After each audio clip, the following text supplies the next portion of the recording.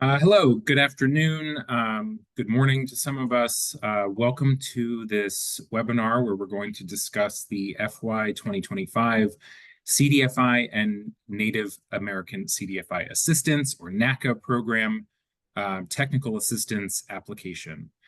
Again, we want to welcome everybody. Thanks so much for coming. We appreciate your attendance and time this afternoon. We are going to do a presentation at the front end of this webinar today, and then when the slides are finished, when our pre-laid out slides are finished, we will open everything up for question and answer period, where everyone on the call will have a chance to ask any questions they might have. A couple of things before we do get started today. I just want to make a note that we will not be monitoring the chat or Q&A feature. So we would ask everyone to hold your questions until the end of the presentation. We will give everyone an opportunity to state their questions in person by voice. You'll just raise your hand when we get to that point of the presentation, and we will call on you and that we see your hands go up. So again, we just want to make sure, don't use the chat. Please wait until the end of the presentation and instruct everyone to ask questions at that point. Again, you probably noticed, you got a warning already. This webinar is being recorded. If you have any problems with that, you can disconnect this time. The webinar will be posted on our website after the completion of the webinar, just for folks to know. The slideshow that we're presenting today is also available on the CDFI Fund's website, and we will go over where to find that and how at the end of today's presentation. So today we are here with a couple members of the CDFI and NACA team. Today we're going to be Emily Trump and Rio O'Neill are going to be presenting the slides for us. Myself, Annie Kraft, Tanya Vardavarian, and Mia Lane from the compliance unit here at the CDFI Fund will be around at the end of the webinar to answer anybody's questions as needed as well. Just another quick note, we are going to be focusing today on applying for a technical assistance award and answering any questions related to the TA application more broadly, or also about the program itself. So we want to make a note that while we might not be able to answer everyone's questions today during the webinar, we welcome anyone to submit a service request who might have a question that we aren't able to answer, or who might have a question that's not directly related to the technical assistance application. And so with that, I am going to ask DeAndre, could you please move to the next slide? And one more, please. So real quick, other things that we may not be talking about today. We can't discuss any reasons why your organization was unsuccessful with an application in any prior award years, including FY24, unfortunately. We're not going to be talking about detailed information on how to enter data into the application in AMIS, our CDFI Fund Awards Management Information System. We're not also talking about anything related to questions on the revised CDFI certification application. Again, we'll just try to keep everything today directly related to a technical assistance application. And with that, I'm going to hand it over to Rio O'Neill, or Emily Trump, rather. Sorry about that. Thanks, Matthew. So we're going to start off with a very high-level view of the CDFI Fund and the CDFI and NACA programs. And DeAndre, you can move to the next slide. So our mission at the CDFI Fund is to expand economic opportunity for underserved people and communities by supporting the growth and capacity of a national network of community development lenders, investors, and financial service providers. If you're on this call today, you're probably part of that network. The vision of the CDFI Fund is an America in which all people and communities have access to the investment capital and financial services they need to prosper. So at the CDFI Fund, we accomplish our mission by investing in and supporting CDFIs, CDEs, and other community development organizations through a variety of grant, tax credit, and guarantee programs. Today, we'll be talking about the a Community Development Financial Institution Program, or CDFI program, and the Native American CDFI Assistance Program, or NACA program. The purpose of the CDFI and NACA programs is both to promote economic revitalization and community development through investment in and assistance to CDFIs, and to build the capacity of for-profit and nonprofit community-based lending organizations to serve rural and urban low-income people and communities across the nation that lack adequate access to affordable financial products and services. There are generally 4 different types of organizations which can become certified CDFIs: loan funds, credit unions, banks and depository institution holding companies, and venture capital funds. Before we get into the details of TA awards, I want to spend a few minutes to go over the certification categories that apply to both the FA and TA awards. First up is a certified CDFI, which is an organization that has been officially notified by the CDFI Fund that it meets all the CDFI certification requirements. A certified CDFI can apply for either an FA award or, subject to some limitations we'll talk about later, a TA award. The CDFI Fund will consider applications submitted by applicants that have pending non-compliance issues, but if a certified CDFI loses its certification status at any point prior to the award announcement, the application will be deemed ineligible to receive an award. An emerging CDFI is an uncertified CDFI that demonstrates to the CDFI Fund in its application that it has an acceptable plan to meet CDFI certification requirements by the end of its period of performance. I imagine we have a lot of folks from emerging CDFIs on today's call, since emerging CDFIs are only eligible to apply for TA awards. Only certified CDFIs can apply for FA awards. And if your emerging CDFI receives a TA award this year, it will be required to become a certified CDFI by the date specified in the assistance agreement. For emerging CDFIs that have 1 or more prior TA awards, that will be the certification date listed in your prior award. For first-time TA recipients, it will be the end of your period of performance.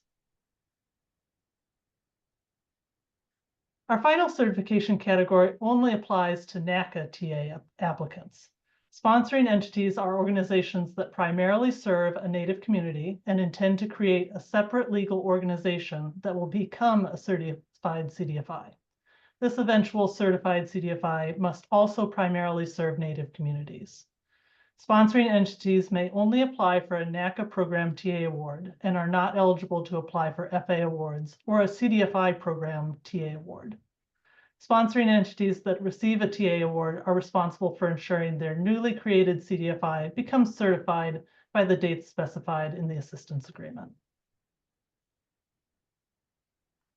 Broadly under the CDFI and NACA program, we have 2 kinds of awards: financial assistance, or FA, and technical assistance, or TA.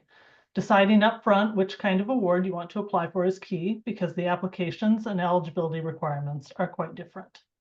Today, we're going to be talking about TA awards. And as Matthew mentioned, we're hosting another webinar tomorrow to go over FA awards and their various supplemental awards. So if you're interested in learning about those, we invite you to join us tomorrow or view the recording at a later time.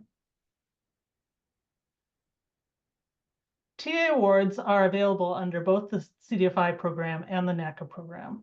To be eligible to apply for a TA award under the CDFI program, your organization must be either an emerging CDFI or a certified CDFI that meets the CEQA eligibility requirements. Matching funds are never required for TA applicants, and all TA awards are provided in the form of a grant. This year, TA awards can range in size from $10,000 to $150,000. CDFI program TA recipients must expend their awards on activities that fall into one of the eligible activities categories: compensation, which is divided into personal services and fringe benefits, professional services costs, travel costs, training and education costs, equipment, and supplies. Certified CDFI recipients will have a 2-year reporting period, while emerging CDFI recipients will have a 3-year reporting period. Finally, there are a couple limitations on TA awards we should mention. First, applicants may apply for either FA or for TA under the CDFI program, but not for both. Emerging CDFIs are eligible to receive no more than 3 TA awards in the 10 fiscal years prior to obtaining CDFI certification. And the CDFI fund is prohibited from obligating more than $5 million in CDFI and NACA program awards to any one organization and its affiliates over a 3-year period. TA awards are included in that calculation, so if you think it might apply to your organization, we encourage you to read the details here or in the other materials on our website. Meanwhile, the eligibility requirements for TA awards under the NACA program are just a little bit different. Emerging CDFIs, certified CDFIs, and sponsoring entities are all eligible to apply for a NACA TA award, regardless of whether they meet the CEQA definition. Just as with the CDFI program, there are no matching fund requirements, and all TA awards are provided in the form of a grant. The maximum award size is a little higher than the CDFI program at $200,000, and the eligible activities for a TA award under the NACA program are identical to the CDFI program, with the addition of incorporation costs, which are an eligible category for sponsoring entities only. The reporting periods for NACA TA recipients are the same as for CDFI TA recipients: 2 years for certified CDFIs and 3 years for emerging CDFIs. The only difference is that sponsoring entity recipients will have a reporting period of 4 years. The limitations are the same as under the CDFI program, with a couple of additions. First, NACA applicants are permitted to apply under both the NACA and CDFI programs. However, in a minor change from last year, those applicants must apply for the same type of award under both programs. That means that if your organization applies for a NACA TA award, it can also choose to apply for a CDFI TA award, but cannot apply for a CDFI FA award. Also, if your organization is selected for a TA award under both the CDFI program and the NACA program, it will receive its TA award under the NACA program. One limitation that applies only to sponsoring entities is that a sponsoring entity may only apply for an award if it either does not have an active prior award or the CDFI certification goal in its active awards assistance agreement has already been satisfied. In that case, the sponsoring entity must be proposing to create another CDFI that will serve Native communities. Now that we know some of the basics of the CDFI and NACA programs and the TA awards under each program, let's get into the application itself.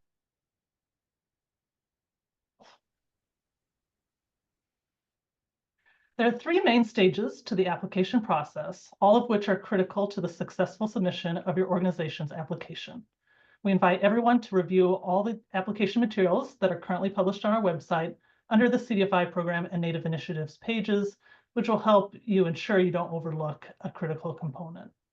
The first stage is what we call the pre-application. If you haven't started this stage already, we encourage you to do so as soon as possible because these items can take some time, especially for first-time applicants.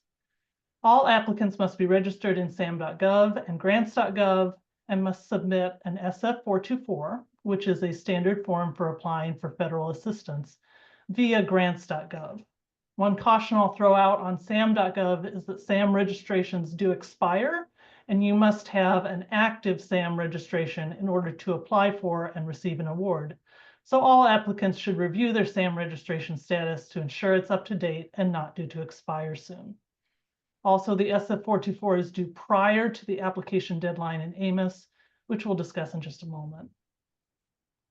All applicants must also create an account in AMIS with an organization and program profile. If you already have an AMIS account, this is a good time to review it for accuracy and ensure that all the right people at your organization have active user accounts with the right permissions. You don't want to discover an issue with accessing AMIS at the last minute. And lastly, I want to emphasize that it isn't enough to submit just the SF-424 or just the application in AMIS. You must have both. So make sure both components are on your radar. The second stage is completing the application components in AMOS, which include the narrative responses, financial data inputs, attachments, and Title VI compliance worksheet. The Excel HPFA application listed on this slide is not applicable to TA applicants, so we won't be discussing it today. Finally, we have the submission and review stage where applicants submit their applications in AMOS for review by the CDFI fund. That brings us to the critical deadlines for all applicants. We encourage everyone to save these dates in their calendars and set whatever reminders you need to stay on track with the application deadlines.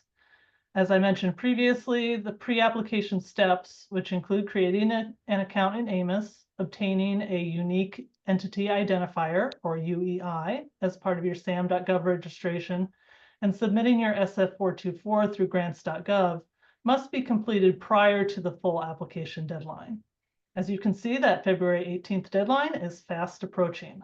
And we always say that there is no prize for submitting your application at the last possible moment.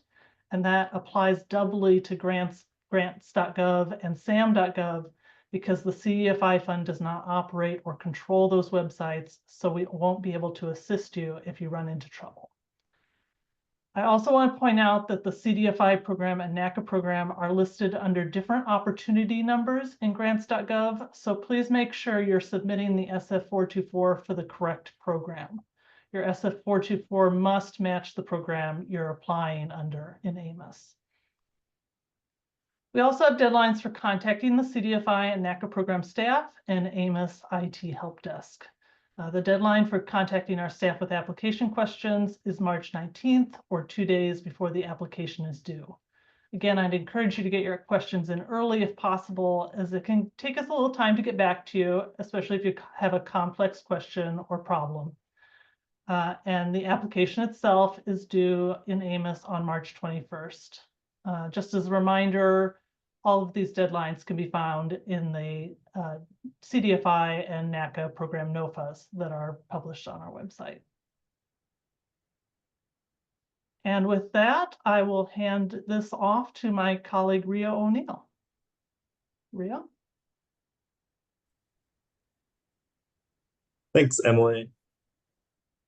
We can go to the next slide, please. We're going to have an overview of completing the narrative responses for the technical assistance application, as well as the application data. Each technical assistance application will consist of the following components. You have the funding application detail, narrative responses, application financial data, and some additional components. The information request is generally the same for all TA applicants, with the exception of the narrative responses. Uncertified TA applicants must complete parts 1 and 2 of the narratives, whereas certified TA applicants are only asked to complete part 1.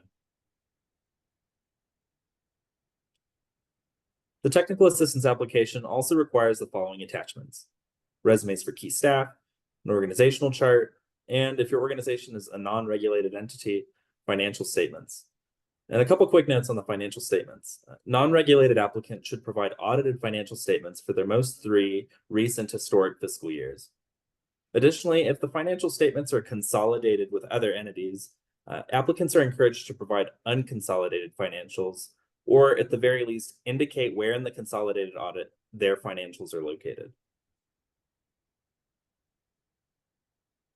We will now describe the narrative sections in more detail. As mentioned earlier, Part 1 is required for all uncertified applicants, including emerging CDFIs and sponsoring entities, while certified CDFIs proceed directly to Part 2. In Part 1, applicants make the case for how their organization is positioned to satisfy 5 unique CDFI certification requirements within the required timeframe. These requirements consider the applicant's primary mission, their financing entity activities, whether they have a well-defined target market, accountability to their target market, as well as their provision of development services. Part 2 of the narratives relate to the applicant's overall business strategy. Specifically, applicants are asked to describe their organization, their management and staff, how they coordinate activities in their community, their financial performance, and their organizational impact as a whole. Please note that sponsoring entity applicants are asked to respond to these narrative questions a bit differently than a typical applicant. Please see the FY 2025 TA application guidance for tips on how sponsoring entities should approach each section. Should your organization receive a technical assistance award, there are a number of eligible activity categories that the award may be used for. These categories include compensation, professional services, relevant travel costs, as well as training, equipment, and supplies. Additional information on the eligible activities can be found in the NOFA. Please keep in mind the following restrictions.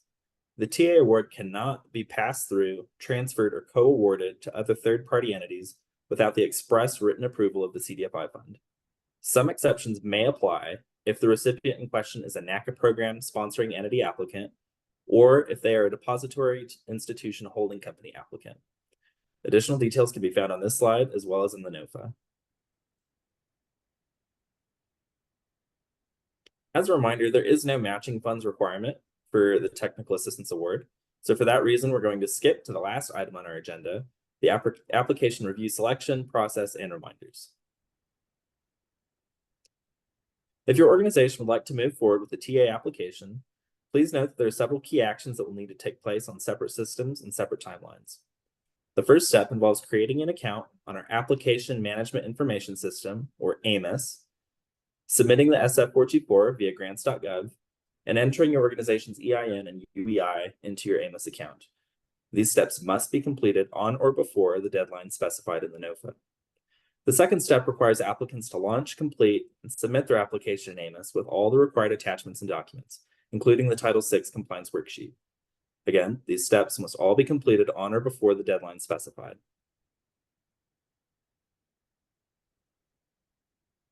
We will now discuss the evaluation process for all TA applications. Please note that all evaluation steps are completed manually by CDFI Fund staff members. The first step involves reviewing an applicant's conformance with the eligibility requirements outlined in the NOFA. The second step involves conducting a compliance risk evaluation of each application using our application assessment tool, and in some cases, desk reviews by CDFI Fund staff. The application assessment tool, or AAT, uses a variety of information from the application to produce a total compliance composite score. Applications that receive scores of 1, 2, or 3 will advance to the next stage in the evaluation process, whereas applications that score 4 or 5 will require additional review by CDFI Fund staff. And a special note for regulated applicants, such as banks and credit unions, to be eligible for an award, you must have a CAMELS rating of at least 4 or better, and, if applicable, a minimum CRA rating of satisfactory or better. The third step in the evaluation involves reviewing your organization's narrative responses to establish a risk rating. As a reminder, certified applicants are only asked to complete Part 2 of the narratives, whereas uncertified applicants are asked to complete both Part 1 and Part 2. If your organization is an emerging CDFI or sponsoring entity, you must achieve a rating of low or medium risk in Part 1 in order to progress to the Part 2 evaluation. Additionally, for all applicants undergoing Part 2 evaluation, a rating of low or medium risk must be achieved in order to be considered for an award. Now, if you are an emerging CDFI or sponsoring entity, your application will be evaluated based on your demonstrated capability and plan to achieve CDFI certification within a specified timeframe. For emerging CDFIs, this period is 3 years, and for sponsoring entities, 4 years. If you are a prior recipient of a Technical Assistance Award, you will be evaluated on your progress with achieving CDFI certification by the date established in your prior assistance agreement. Applicants who are already certified CDFIs will be evaluated based on how they could demonstrate that the TA award they're applying for could be used to build capacity, further strategic goals, or increase impact in their target market. Now, please note that all applicants are responsible for reviewing and understanding the requirements to obtain and maintain CDFI certification. The CDFI certification page on the CDFI Fund website contains more details on this process as well as all relevant guidance documents. The fourth and final step in the evaluation process involves one final check to ensure adherence to CDFI Fund policies and procedures, applicable federal regulations, and other due diligence. All technical assistance applications approved in step 4 will receive funding. The actual award amounts may vary, however, based on funding availability, as well as the organization's risk rating achieved in Part 2. Awards may be less than the amount requested, but will be no more than the amount requested. As part of the TA application, applicants indicate their desired initial payment amount in AMIS, should they be awarded. Each applicant must request the initial payment amount it reasonably expects to expend within the first 12 months after the award announcement. Please consider this amount carefully when entering it into AMIS, because on the next slide, you will see that all applicants receiving a TA award will be required to expend 90% of the initial payment amount within the first 12 months of the period of performance. Could we please go one slide forward? Thank you. Yep, so 90% of the initial payment amount within the first 12 months and 100% of the entire award by the end of the period of performance. Now, as stated earlier, there is no matching funds requirement for TA, so you may ignore this first bullet, but the second bullet does apply. An applicant must state its requested award amount in AMIS, or they will not be allowed to submit an application. As we prepare to conclude, I wanted to provide a few reminders about deadlines. Please note that Tuesday, February 18th, is the last day for applicants to create an account in AMIS, as well as the last day to submit the SF424 mandatory form in grants.gov. Please double check that you submit the correct SF424 for the program to which you are applying. The NACA program has a different funding opportunity number in grants.gov than the CDFI program, and it is critical to submit the correct SF424. Additionally, the last day to submit your application and the Title VI compliance worksheet is Friday, March 21st. Should you have any questions or require assistance, the best way to reach the CDFI fund is by submitting a service request through your AMIS account. And if for some reason this option is unavailable and your organization cannot submit a service request, you may also reach us at cdfihelp@cdfi.treas.gov.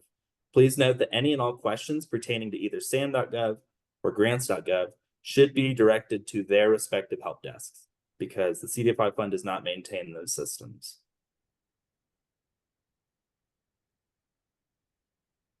Now, all of the information we covered today and more can be found on the CDFI program and NACA program web pages on the CDFI Fund website. And the materials may be updated or added to the website on a rolling basis, so please check back periodically to ensure you're using the most up-to-date versions. Before we open up the floor for questions, our colleague DeAndre, who's been running the slides today, will provide a demonstration of how to find these two web pages on our website.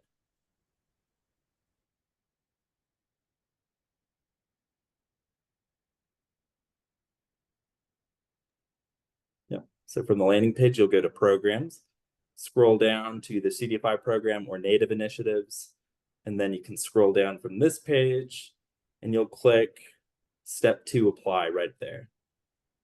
It's as easy as that, and all of our materials are listed here and will be updated here on a rolling basis. Thank you, DeAndre. So with that, we are going to open up the floor for questions. Please utilize the raise hand feature on Zoom if you have a question for a team. We will unmute participants based on the order their hands were raised. And also, please know that in the background, we have multiple team members coordinating the Q&A and trying to figure out answers to the questions. So if you hear any silences after your question's been asked, just know that we're working actively to find an answer for you.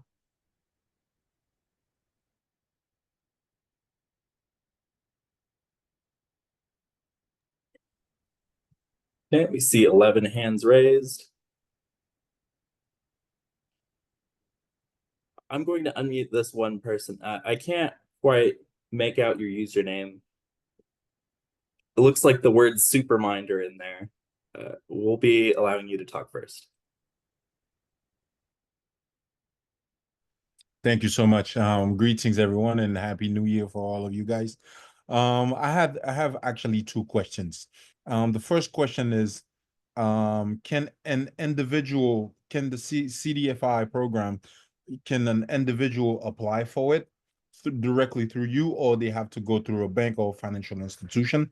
That's number one. Number two, how long the process really usually take on applying for either a TA, or FA? Thank you. Thanks for your questions. We'll find an answer.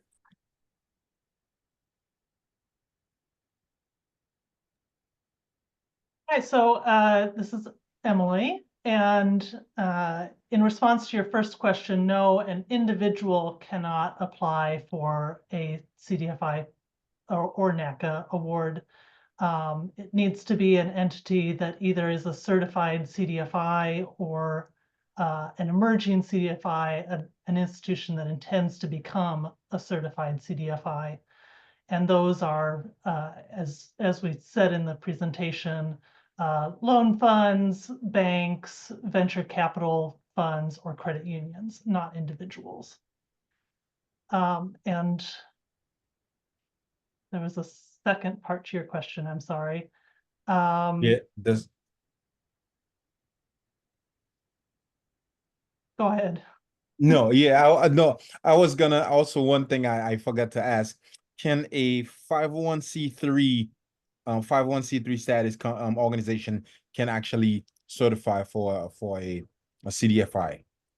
Yes, CDFIs can be either nonprofit or for-profit organizations.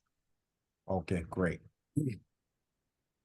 Did that And answer? it doesn't matter how long it's been formed. No.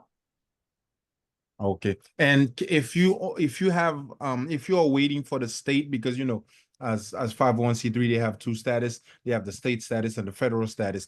If you have the federal status, are you supposed to wait for the state to come in, or you can file with, you can submit your application with the federal status, tax exempt? That sounds like a detailed question. I'd encourage you to submit a service request based on your individual situation. Okay, thank you so much. Thank you. Okay, thanks for your questions, and thanks, Emily, for responding.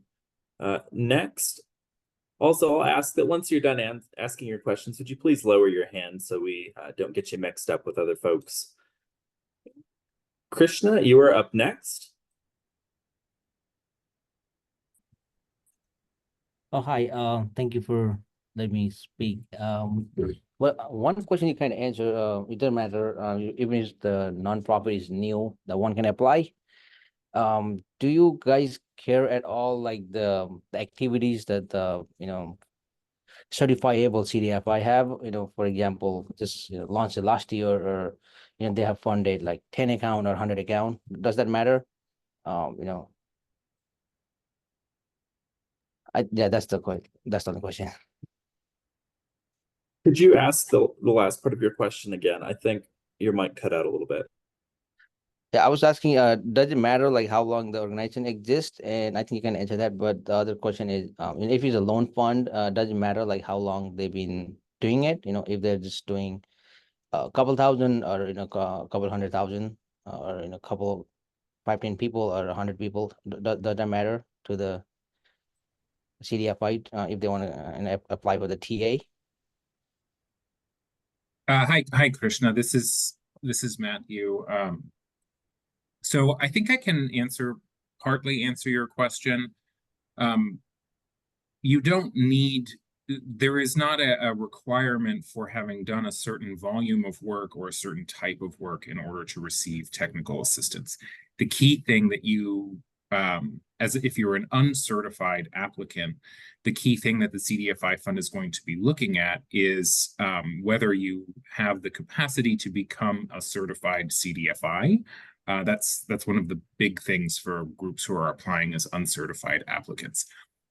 So no one on this call today is specifically working on CDFI certification, but I would encourage you to just take a look at the guidance, the technical assistance guidance available on our webpage, which does outline a lot of the things the questions that you'll be asked. And I believe there's also certification guidance on the website as well, which would help you kind of figure out, whether your organization is well positioned to become a certified CDFI.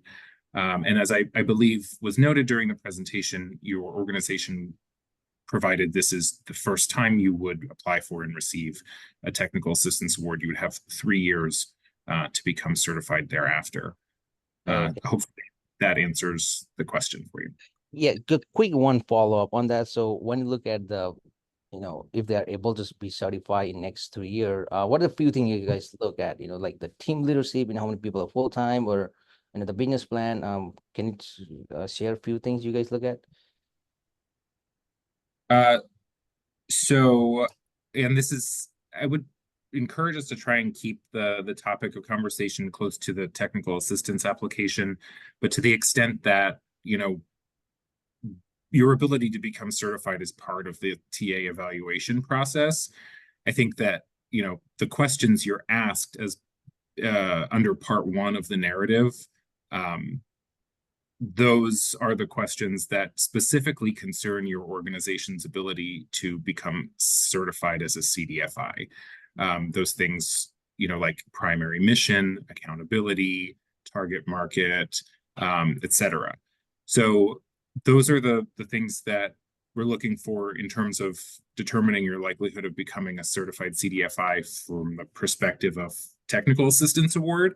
But again, we're not specifically working on certification applications, which are an entirely different thing. So, we can't necessarily answer what specifically the CDFI fund is looking for in terms of actually certifying an entity. I do believe that the certification team holds webinars on a monthly basis where you could ask a question like that. So I would encourage you to make sure you're subscribed to CDFI fund newsletters, and also take a look at the website for the schedule of calls with the certification unit. Okay, thank you. And just to confirm, the TA award does not require sponsorship or partner with another CDFI, right? Just for the TA. It does not require that, correct? Okay, thank you. That's it. All right, thank you, Krishna, for your question, and Matthew for answering it. I do want to say that there are 19 hands raised right now, so we're going to try to be prompt with our answers and prompt with the questions too, if at all possible, just to give everyone time to ask what they're wanting to ask. Vicky, you're up next. Hi, thanks. I have 2 specific eligibility questions.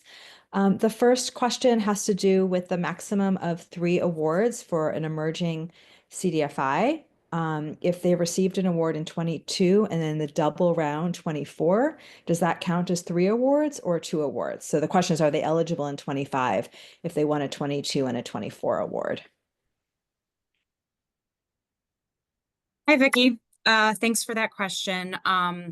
If a TA recipient was awarded in our double funding round, that counts as 1 award, not 2.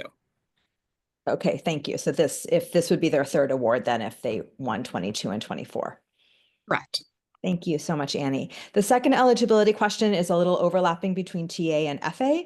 I noticed in the NOFA there was a new footnote that if a organization did not have any audited financials, they may be eligible to apply for FA if they put a letter together explaining that their small size was below the requirement in their state and federal for needing an audit. Historically, I thought if there was no audits, they could only apply for TA and not FA-CICA. And I was wondering if you could weigh in on that. They've applied for TA and won TA before, and they would like to apply for FA if they're eligible, but they have no audits. Annie, I think I can speak to that. Emily?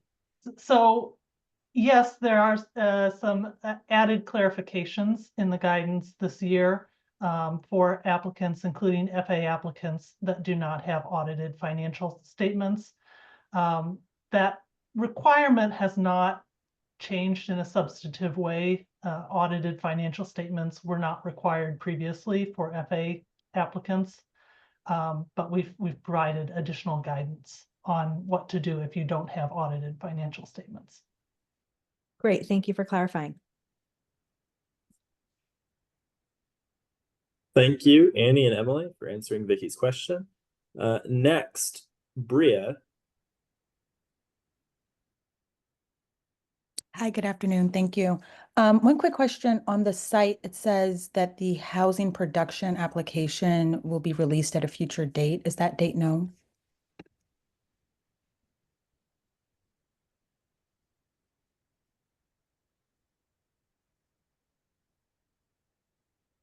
Hi, Bria. This is Matthew again. I'd just like to say that HPFA, Housing Production Financial Assistance, for those who aren't familiar with that acronym, that's going to be especially tied to the financial assistance program. So that's a topic that we'll be discussing at tomorrow's webinar. So if possible, could you log back into tomorrow's webinar and ask that same question again? Okay, I didn't see anything on the site about tomorrow's webinar. Okay, I'll go back look for that. Okay, All right, thanks. thank you. Cool. Thanks, Bria and Matthew. Courtney, you're next.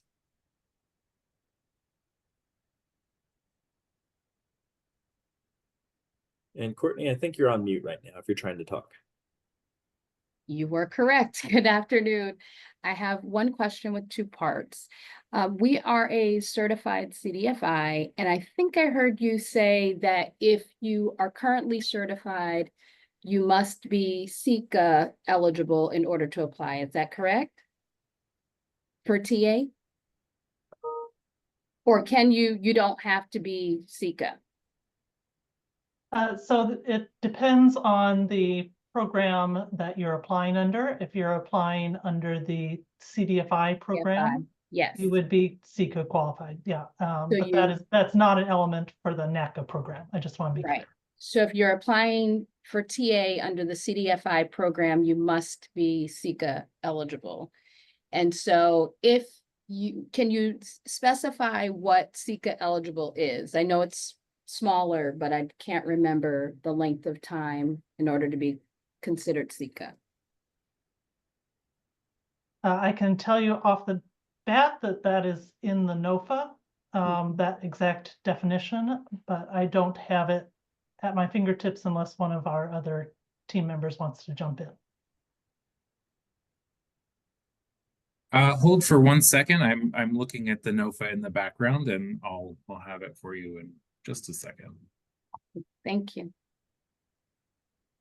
Okay, got it for you. So, Courtney, you can find this information on Table 7 of the NOFA, which is eligibility requirements for TA applicants. You'll see under item 2 there that certified CDFIs are eligible for technical assistance if they meet the following criteria. So you have to have total asset size as of the end of your organization's most recent historic fiscal year, that is at or below an amount that is specific to the type of organization that you are. So if you're an insured depository institution or holding company, that means you have to have assets of no more than 250 million, credit unions no more than 100 million, other types of CDFIs no more than 5 million in total assets. Or alternatively, you can meet SECA eligibility criteria if your organization began operations on or after January 1st, 2021. I couldn't remember why we didn't apply for TA last time, but it's because of one of those factors. And in that instance, if you're not NACA, the only alternative is FA if you're looking for funds through this program, correct? Yes, if you are what we call, if not a SECA applicant, a core applicant who is a certified CDFI, you're limited to applying for FA, for financial assistance. All right. Thank you so very much. I appreciate you. Sure thing. Thanks, Courtney and Matthew. Next up with the hand raised is Cynthia.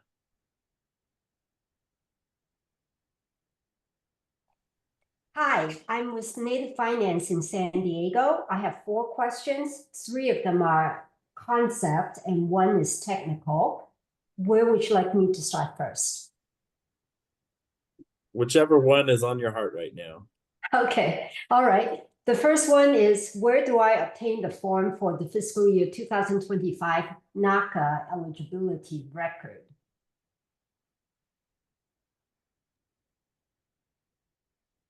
I can answer that, Cynthia. I think what you're asking is, how do you fill out a NACA eligibility form in AMIS? Is that correct? Yes, I wasn't able to find the link to that, and I just thought of asking here. Sure. So in order to fill out a NACA eligibility form, you have to log into AMIS. Yes. Go under the organization account that you're referring to. You would go to your program profiles list and then choose the CDFI NACA program profile. Under there, I believe it's under the related tab on that page, you'll see NACA eligibility forms. And if you click on that section, there will be a button there that says new NACA eligibility form. Okay, I will read through your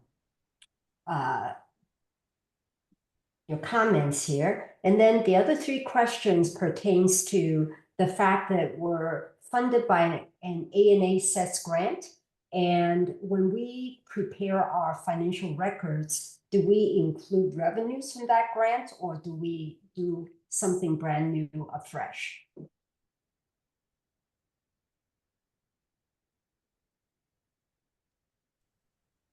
I'm sorry, Cynthia, I'm not familiar with the grant that you're referring to, or that situation in particular. I would probably encourage you to put that one in as a service request so we can maybe follow up and do some back and forth with you to try and answer that better for you. That works. Yes, thank you. Service request. Second one is, it seems to me that this year, the TA awards are single year only. They're not multi-years. Is that correct? So this year's TA funding is associated with appropriations from fiscal year 2025 of the federal government. So you're right that it is not like the previous funding round, which contained appropriations from 2 fiscal years. This is just 1 year's worth of appropriations, but it is functionally, as my colleague Annie noted earlier, it's functionally, it's still a TA award. It's a single year TA award, right? So it's just one award. Yes, that's clear. Thank you. And my final question is, if we apply for both the CDFI and NACA, can the amount requested be different because of the maximums being different? Yes. If you are applying for CDFI and NACA TA, the maximum award request amounts for both of those programs are different. So you would, assuming you're looking to request the maximum amount, you would be requesting different amounts under each application. Emily, please weigh in on this if I'm getting the rules a little incorrect, but I do believe that if you apply for TA under both programs, CDFI and NACA, you would receive the NACA TA award because it would be a larger dollar amount. So just keep that in mind. Yes, thank you very much. Yeah, just to clarify that a little bit, Matthew's correct that if you were selected under both programs, CDFI and NACA, you would receive the NACA award, but that's not based on the amount you request.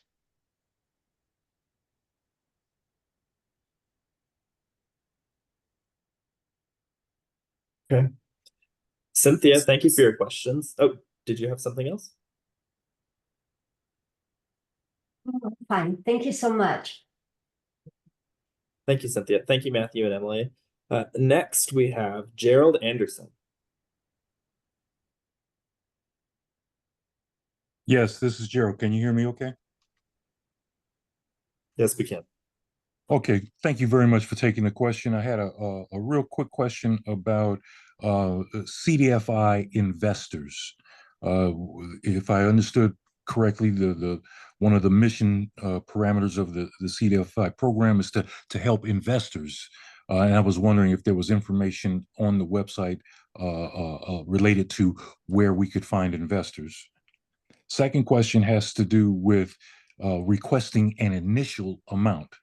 If you request less than the maximum award, say for instance, I am awarded, but I requested only $25,000. My understanding is that 90% of that 25,000 would have to be expended in the first year. But then when would the rest or the remaining 125,000 be funded? Thank you.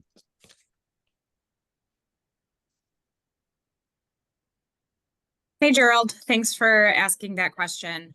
To your first question, if I'm understanding it correctly, you're asking about information related to finding investors for your CDFI. Am I correct in that?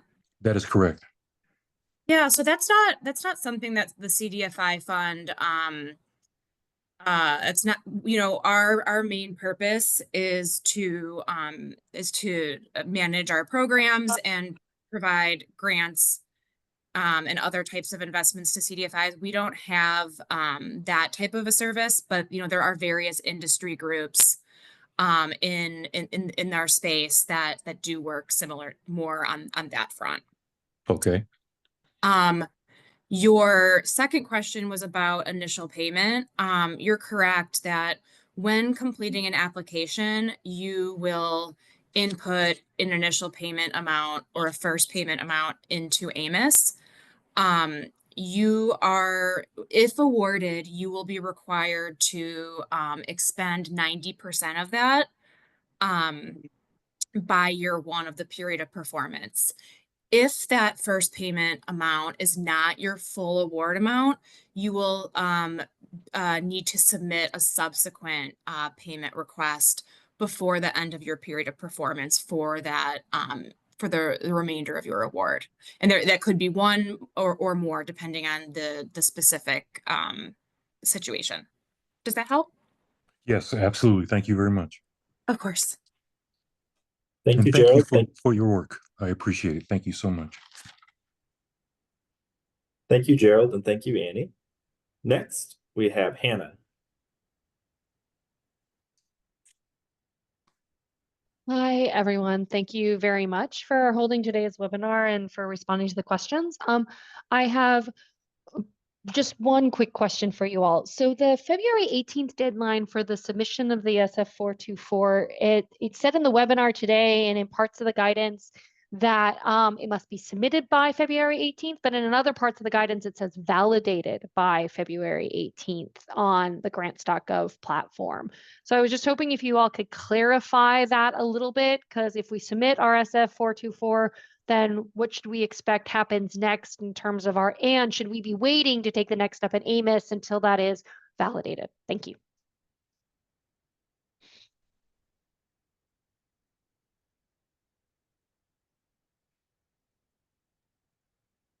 Okay, our team is looking at that. One moment. Hi, Anna. I think I can take a stab at that. At least a couple parts of that. So Yeah. One, I'm sure you know this, we would definitely encourage folks not to wait until, 5 p.m. on February 18th to fill out your SF424. The earlier you can do that, the better. Now, I think there were some subsequent questions about what it means submitted versus validated. Is that? Yes, because there's in the most recent guidance document, it says validated. And then when you go on to grants.gov, and I know you all don't control that. I'm just trying to make sure, understanding exactly how the process needs to work, that there are some steps that need to be taken by grants.gov as well as the granting agency for that to be validated. So yes, that was kind of the first part of that question, Matthew. So what happens? I can give you just a little insight about what happens on our end to those SF424s. We have a sort of daily operation where we bring in and import new SF424s every day from grants.gov. Those SF424s are linked to AMIS accounts by UEI number, which is why we emphasize so much here that your UEI needs to match in AMIS and grants.gov, because that's going to be the thing that links your SF424 on time to your AMIS account. When those SF424s are received by us from grants.gov, that is when they get linked to your account. However, that deadline of February 18th at midnight, that is not to say that after midnight, we will not be pulling SF424s from grants.gov. We would do that, but only be pulling SF424s from grants.gov that were successfully submitted by the deadline, i.e. 11:59 p.m. on February 18th. Does that make sense and or answer the question? I can't directly say, like, I don't know what validated means in terms of grants.gov's nomenclature, but from our standpoint, an SF424 that was successfully submitted in grants.gov prior to the deadline is eligible and to have met our requirements, our deadline.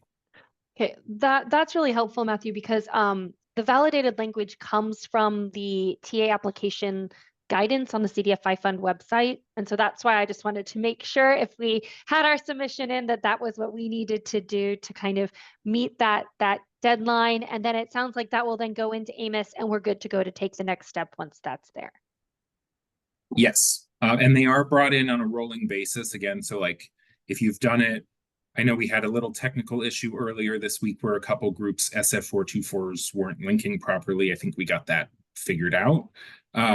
But again, it's a rolling basis. So every day we're going to bring in fresh SF424s from grants.gov. But it's not going to be instantaneous, right? So submit in grants.gov, check the next day or the day after, make sure it's been brought into AMIS, and then you can go ahead and link it to your application in that particular subsection of the application. Awesome. Thank you, Matthew. That was my question. I think that thank you guys so much for this, and I look forward to your next webinar. Sure. Thank you. Thanks, Hannah. Thanks, Matthew. All right, next we have C. Willis.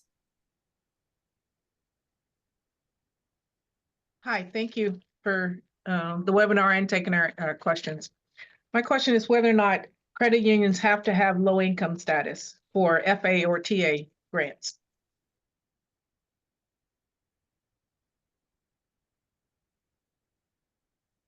Hi there. The answer to that is no. That is not something that we require for our programs. Thank you. Thanks for your question. Next up, we have Matthew.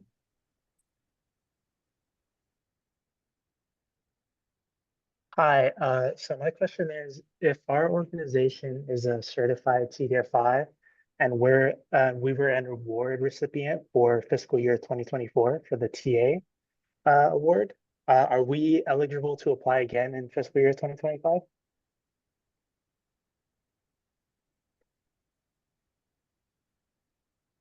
Hi, Matthew. I can take that. The answer is it depends.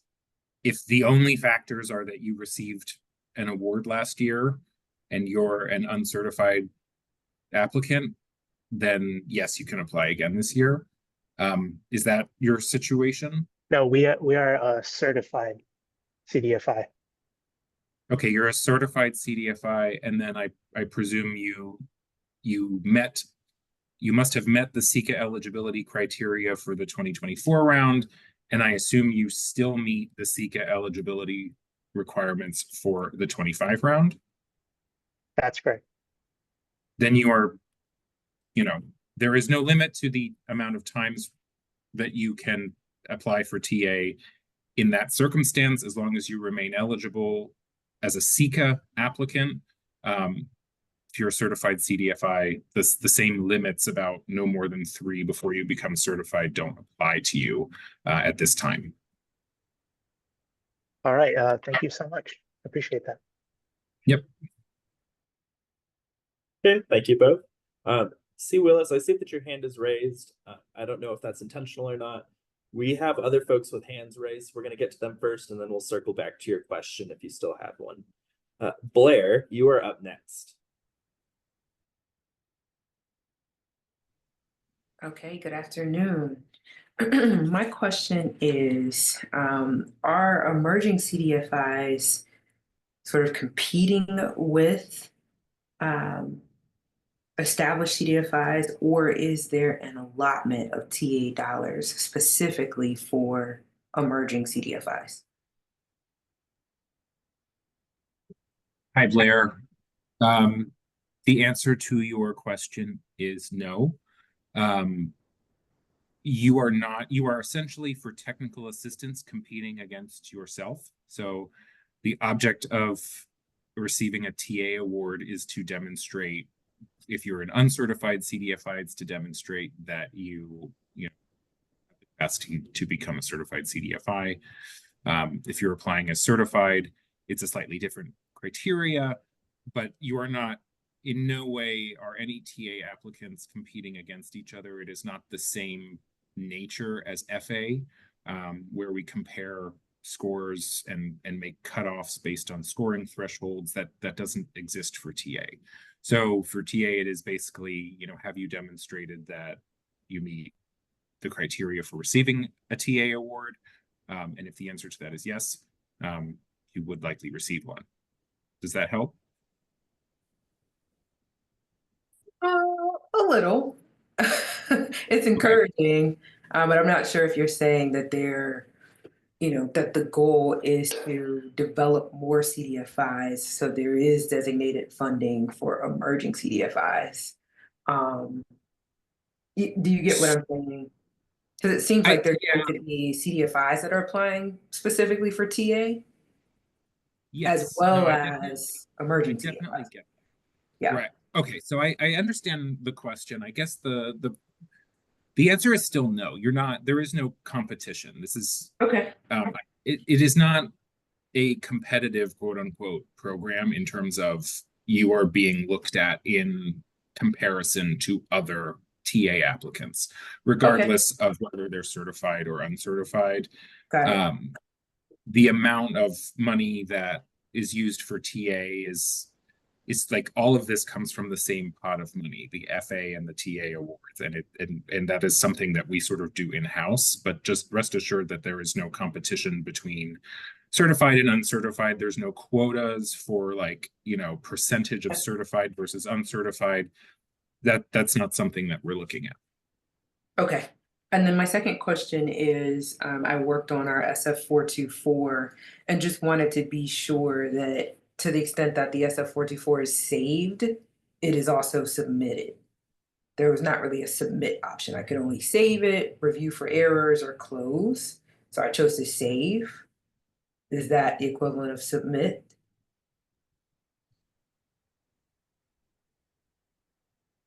I do not know the answer to that question. Unfortunately, that's probably more of a grants.gov question, unless any of my colleagues can answer that. Okay. I don't see anything. Yeah, I agree.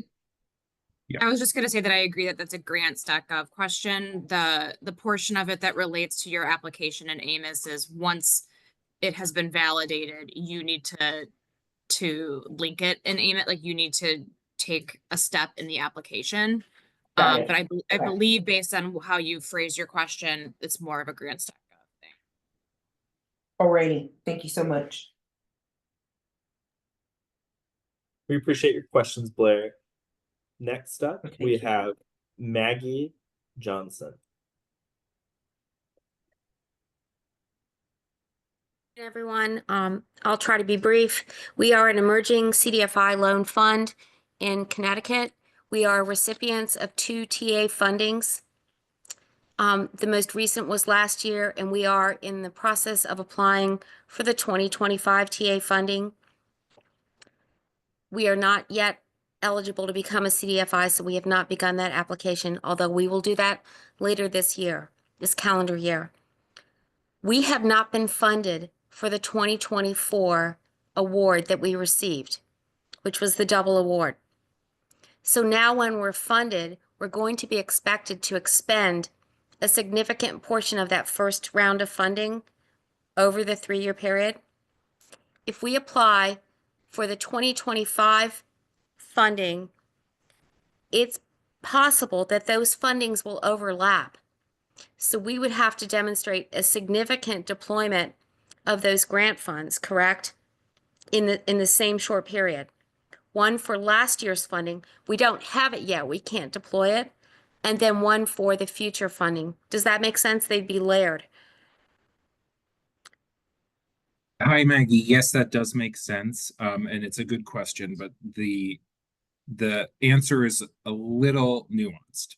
So your period of performance for the TA grant begins on the day of the award announcement. So I can't remember the exact date of the FY24 TA award announcement. I believe it was sometime in November, if I'm not mistaken. It was. Yes, November. Right. So you are probably spending money on eligible expenses right now, and have been since November. And you do not have to have received our money as in the form of a check to have expended it. Any eligible expenses from the start date of the period of performance, i.e. the award announcement date, are eligible uses of the TA award. So you can sort of retroactively spend that money, right? That when you get your check, you can essentially have already spent the money as long as they were eligible expenses within the period of performance. Okay, so we can accrue that. We can accrue those expenses. Yes, I think that, I guess I'm not quite sure if there's a specific definition for the word accrue like you're using it. I'm not an accountant, but I would say expenses, eligible expenses that you made before you actually received the TA money, but on or after the award announcement date, you can, you can say that those were TA expenses. Okay. And then, so we haven't received the funding.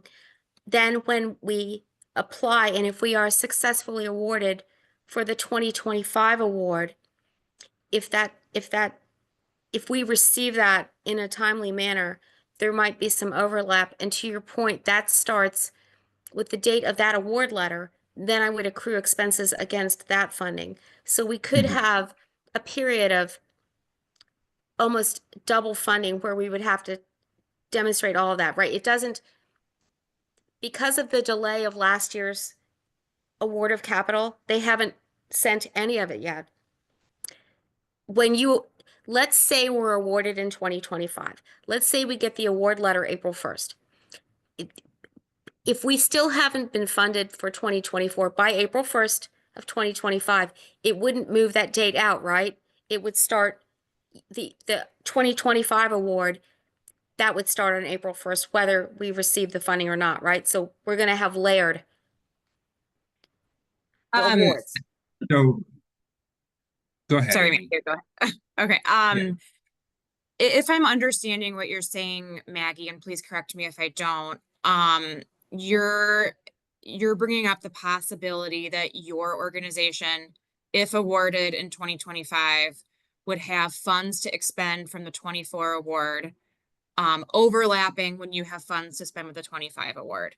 Well, we haven't been funded for 2024, so we are, to Matthew's point, continuing to spend money, and those are eligible expenses. So when we ultimately get the 2024 award, we'll pay ourselves back, right? Yes. Then so let's assume we've applied for 2025 and we are awarded. So say we're at April 1st of 2025.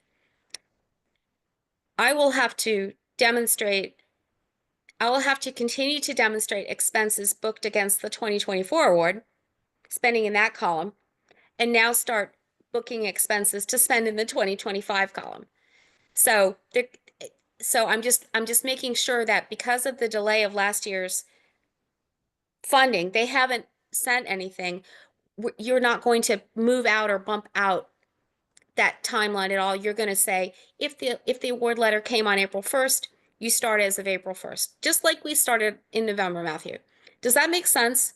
Yes, that does make sense. A Okay. couple of things that I'll add to that, in addition to what Matthew said, is that we will not be, you use kind of a hypothetical date of April 1st. It Yeah. wouldn't be, we won't be making TA award announcements until much later than that. Oh, perfect. Okay, So there may good. be less of an overlap than you Yeah. think. However, there may be one, and I acknowledge that. Another thing, helpful. Maggie, is that I want to circle back to that initial payment conversation, because if you're awarded TA, you're required to expend 90% of your initial payment or first payment by the end of year 1. Yes. If your organization receives a 2025 award, you will have an opportunity to lower that amount depending on the situation that you're in. Just as groups with 2024 recipients can request a lower initial payment. Okay. So that's another kind of tool in the toolkit. That's a great option. Yeah, we'll have to look and see. And I know that we'll have to spend 90% into it. This will be our 3rd TA request. So we were awarded initially in 2022. So we knew to spend through the 90% in the first 12 months. So to your point, we'll have to calculate what we're going to request as a first funding for 25 based on when we receive 2024 and can document that we've spent down 90%. Do Yeah, you all have any idea of when 2024 will be released so that we can start embedding that request into 2025? Yes and no. It's a little Okay. bit nuanced. Most fiscal year 2024 TA assistance agreements have been provided to recipients at this point. There are some exceptions to that, but most recipients have them. We encourage recipients to hold off on signing that until we host a webinar. That webinar is taking place next week.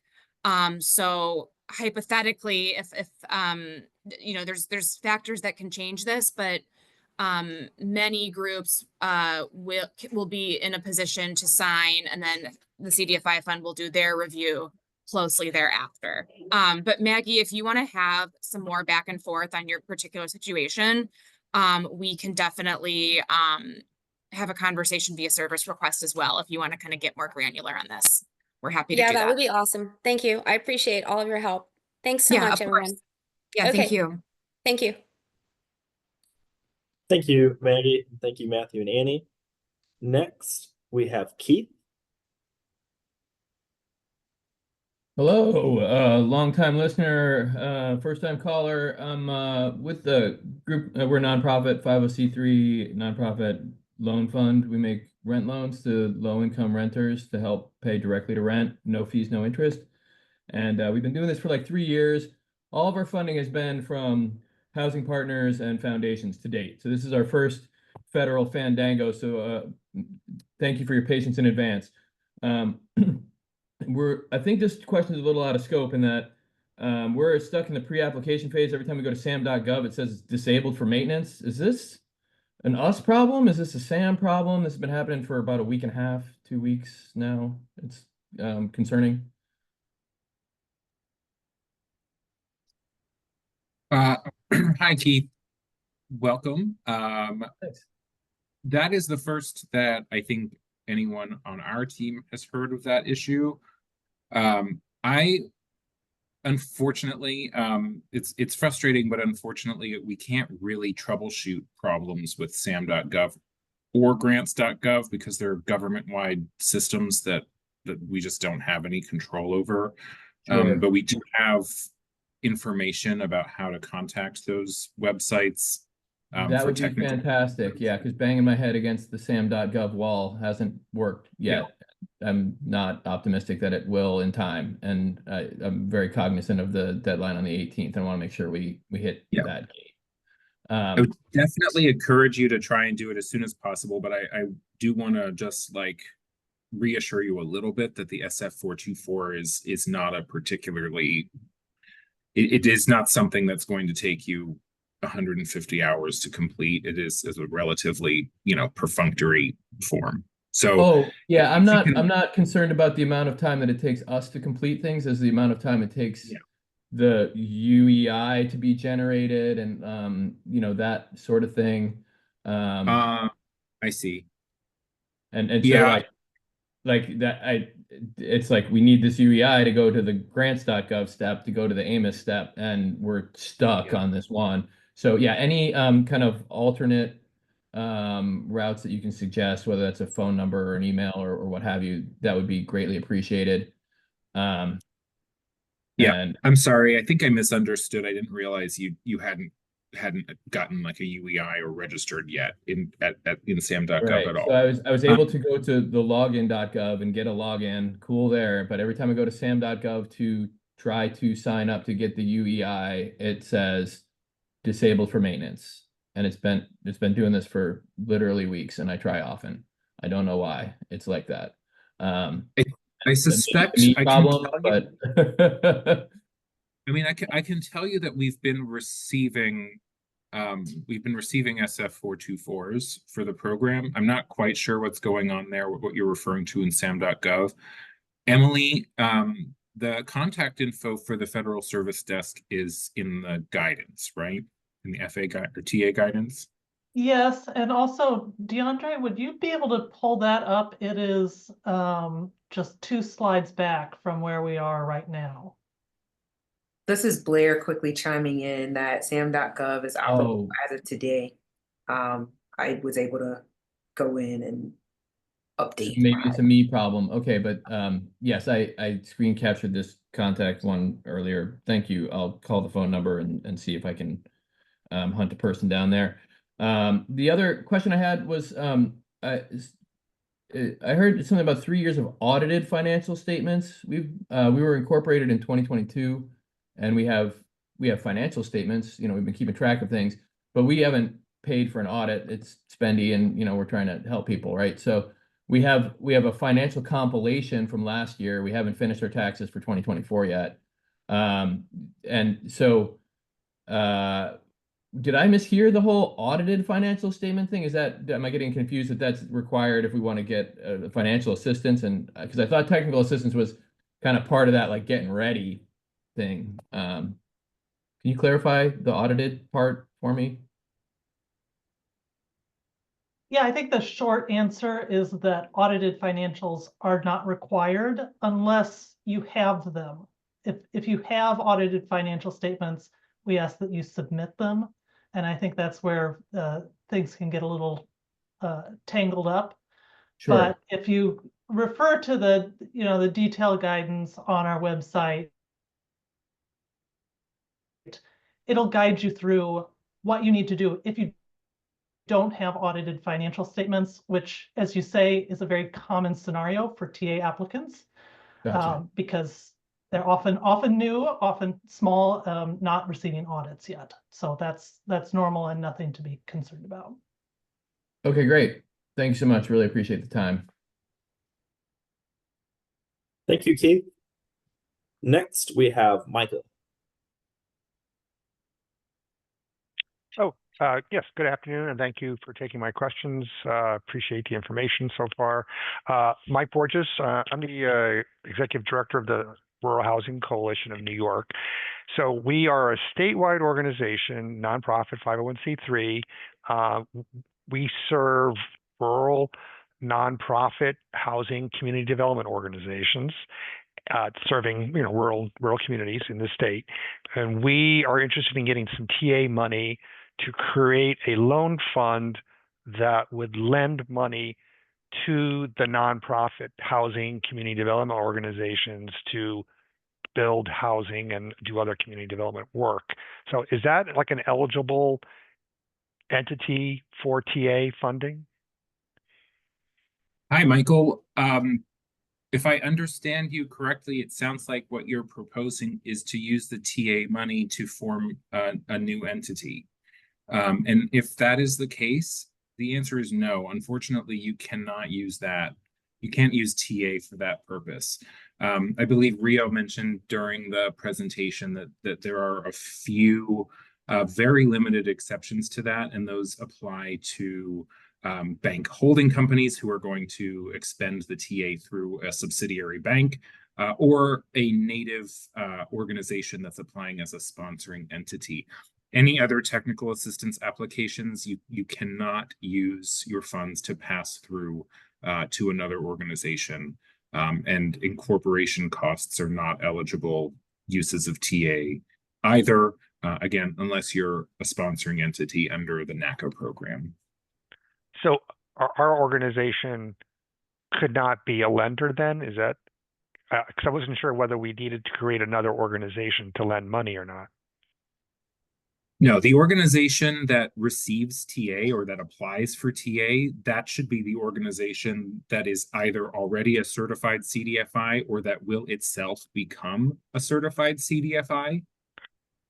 Okay, so you're saying a statewide organization could not be a CDFI or emerging CDFI? Not necessarily. I mean, based on what you had asked earlier, it sounded like you were saying that the entity that you're associated with would apply for TA, and then there would be another entity that was the lender ultimately.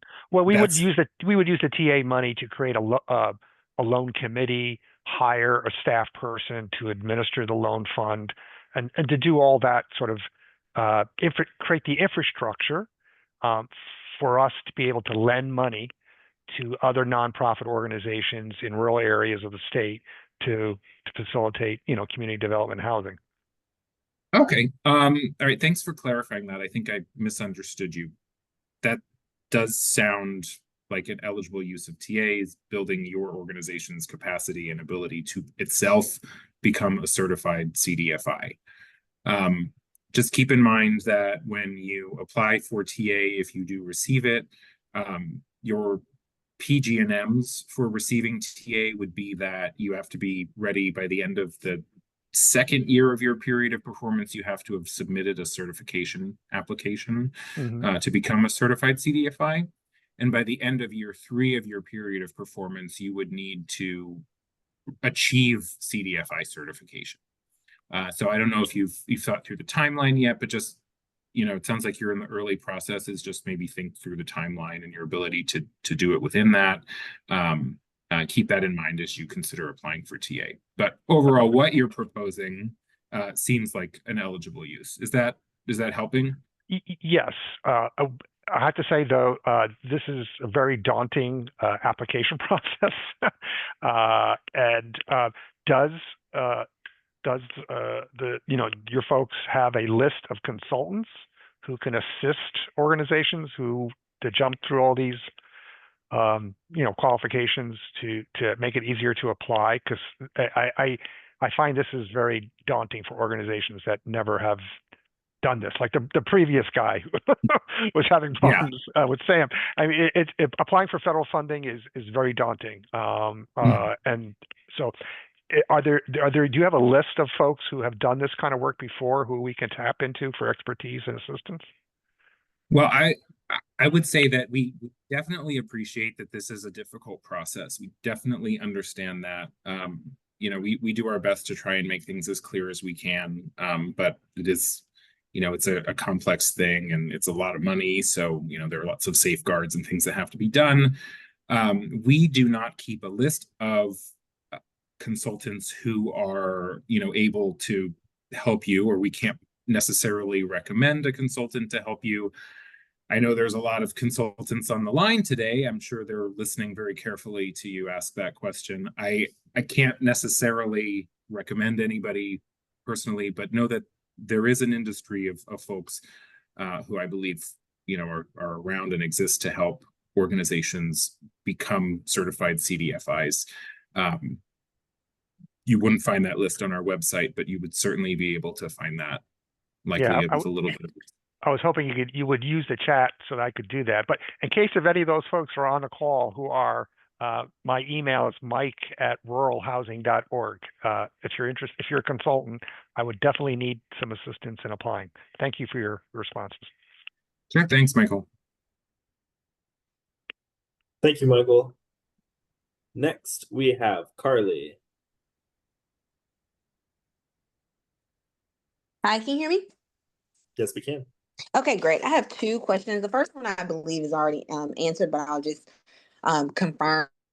If we are, well, actually, let me start with this one. Are we emerging or certified if we sent in our signed certification agreement, but we were waiting a countersigned CDFI copy? Carly, I'm so glad you asked that question. I would suggest, unfortunately, I don't think I can provide a direct answer to you right now, but I will say that you're raising a timely issue, which we're currently looking into. If you haven't already, please submit a service request to that. We should be able to get you a response on your eligibility based on where you currently stand in the certification process. We should be able to get you information on that within the next day or so. Okay, great. And in the event that I guess depending on our eligibility, would that determine whether we could apply for a TA or we would need to apply for FA, or could we? That's correct. Yeah, it would. Your status as a certified CDFI does affect your eligibility for FA or TA. As a certified CDFI, an organization is eligible to apply for financial assistance. And as a certified CDFI, you have to meet SECA criteria in order to apply for technical assistance. And when you're certified, the technical assistance application you launch is a little bit different than what you would launch as an uncertified group. So what I would encourage you to do is to submit that service request and don't launch your own application just yet. Hold off a little bit until we can get you a response on that. And then we'll help you, with eligibility and trying to figure out what application to launch. Okay, and then does that also mean that we should not submit the SF form until we have No. this? Keep working on your SF424. Don't stop. Okay, all right. Okay, so then one more question. If we are eligible to apply for the TA, then can we file with unaudited financial statements if we don't have audited financial statements? Emily, correct me if I'm wrong, but yes, if you don't have audited financial statements, you can submit unaudited financial statements for technical assistance. Just that I think there's some additional information in the TA guidance on that as well. Yeah, and I guess as a follow-up to that, if the entity that is either emerging or certified CDFI is a subsidiary and the parent has consolidated audited financial statements, would those have to be provided in addition to the unaudited financial statements for the CDFI entity? So your organization would be wrapped up in the consolidated financial statements of a parent? Is that what you're saying? Mm-hmm. Emily, were you going to say something? I just saw you came off mute. Yes, so the entity we're concerned with is the CDFI. Okay. Whether you're an emergent or a certified CDFI.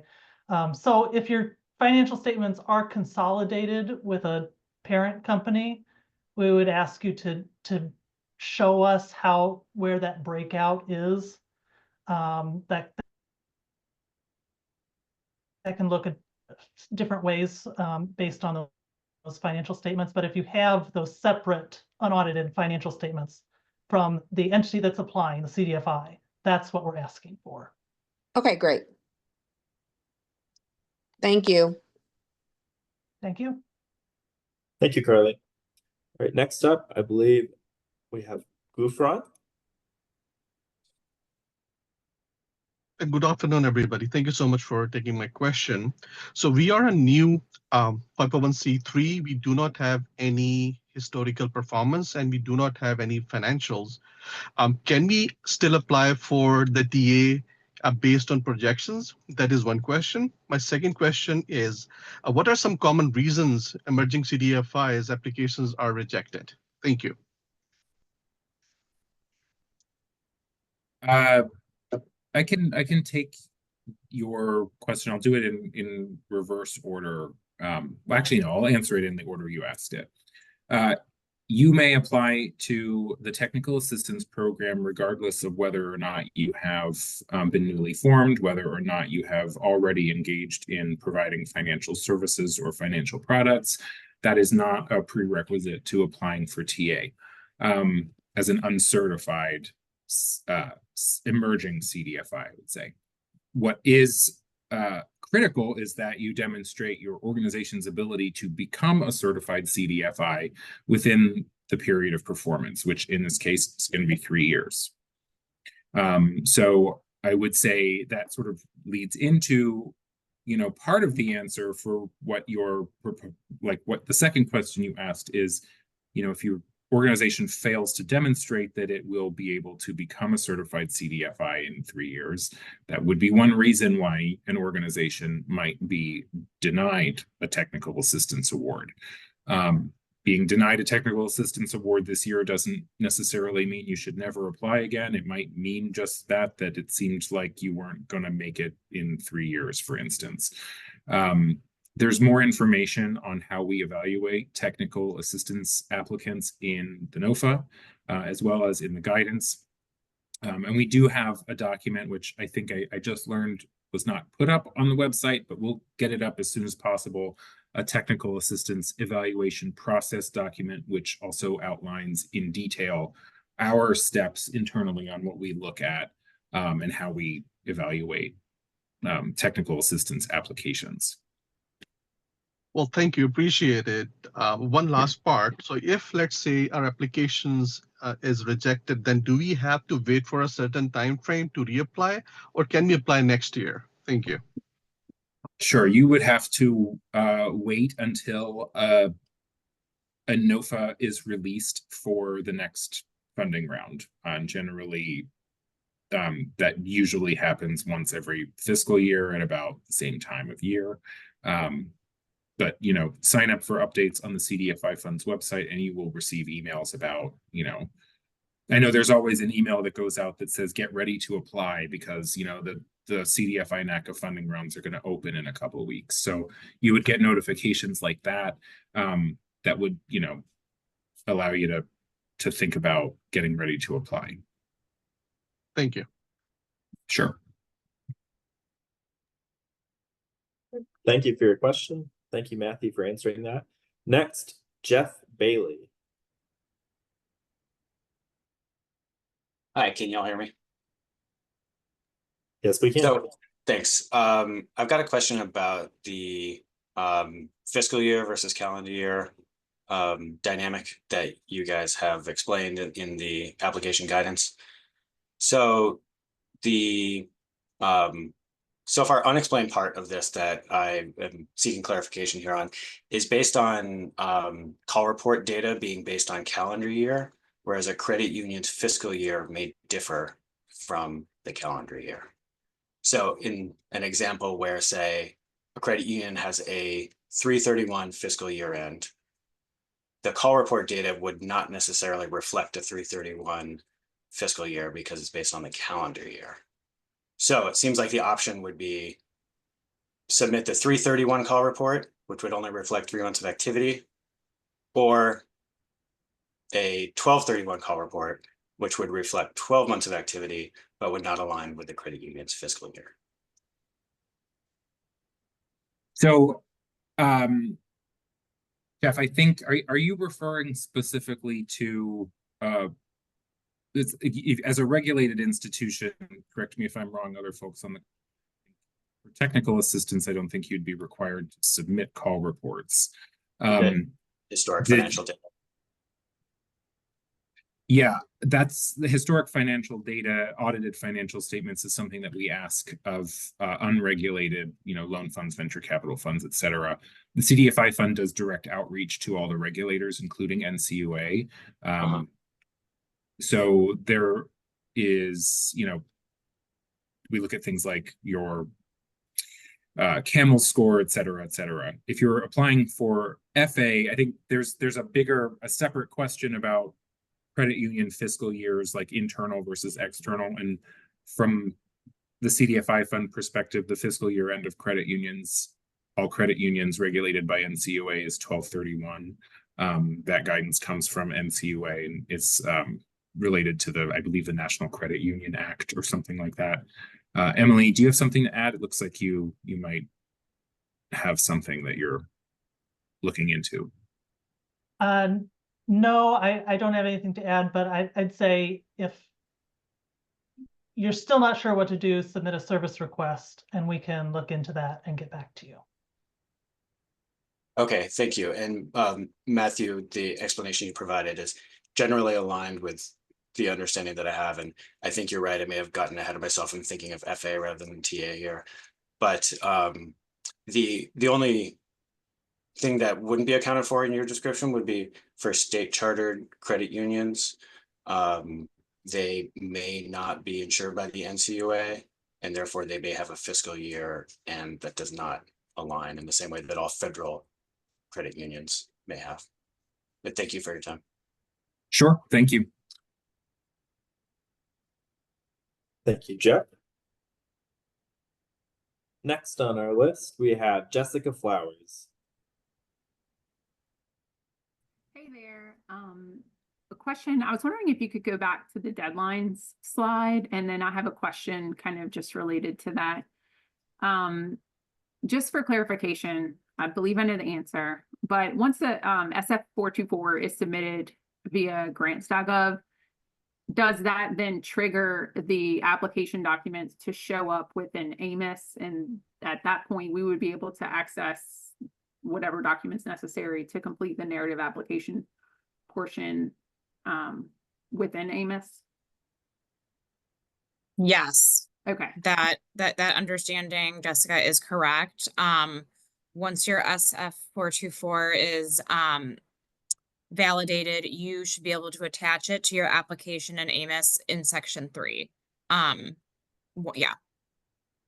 But we can't see anything. Like I'm in AMIS, or I was, I think I've gotten logged out now, but within AMIS right now, I wouldn't be able to discover, you know, the area in which I would submit an application at this point.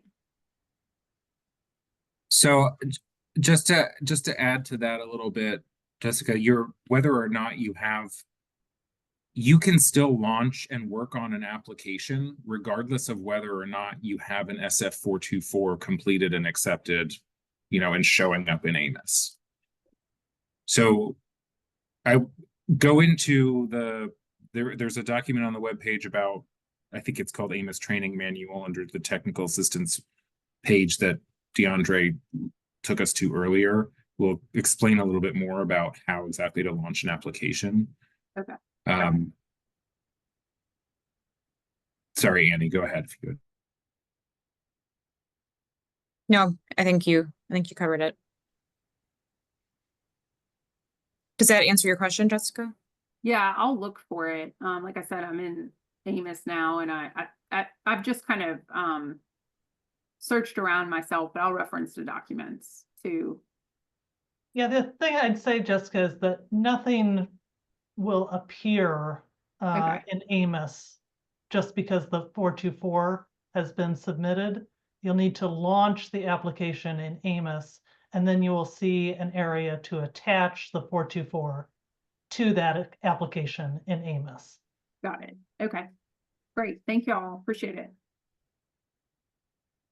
Thanks for your question, Jessica. Next, we have Aubrey.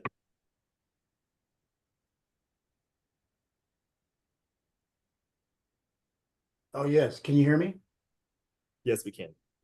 Oh, great. You actually pronounced my name right. Thank you. Good afternoon. I have a really quick question. I know you mentioned that I do plan on attending the meeting tomorrow for the FA awards, but I had a question as it pertains, because I think we're still waiting for information on the housing production FA.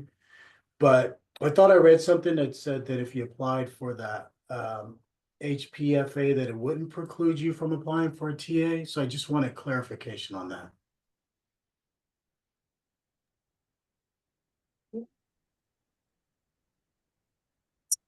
So your question is whether you can apply for the housing production financial assistance as well as TA? Did I phrase your question correctly, Yeah, Aubrey? So the Housing Production Financial Assistance Program is associated with financial assistance. So you could not apply for TA and FA with the housing production. okay. Thank you. Yes. Thank you for your question. Next, we have Cleopatra. Hi, I'm going to assume you can hear me unless you stop me. So I've got two questions. One, can you send this presentation to us, or is it on the website somewhere that we can access it? Yeah, great question, Cleopatra. This presentation is available on our website. I'm gonna kind of just talk through how you can get there. Thank you. So if you go to cdfifund.gov, you will see a menu at the top of your screen. There is the second option of the menu is programs and training. And if you scroll down to programs, you'll see all of the CDFI funds programs. Two of those options are CDFI program and native initiatives. Both of those pages have this presentation under step 2 apply. So after you go to either the CDFI program or native initiatives, you can scroll down a little bit and you should see numbers 1 through 5. They're little blue buttons with circles around them. And if you click them, you will be able to see all of our application guidance materials, our NOFA. For those of you who are interested in learning more about financial assistance, we also have the access link to our webinar for FA happening tomorrow. Thank you. What is this presentation called? Because I am on that page for the financial assistance materials. I can jump in. So it's thanks. The program application overview. Okay. Which is the second item on the list. And I'll just caution you or you know, good news. It's a more comprehensive version of this slide deck. So you will find more information in there, as well as some information specific to the FA program. So perfect. Thank you. All right. So then I appreciate that.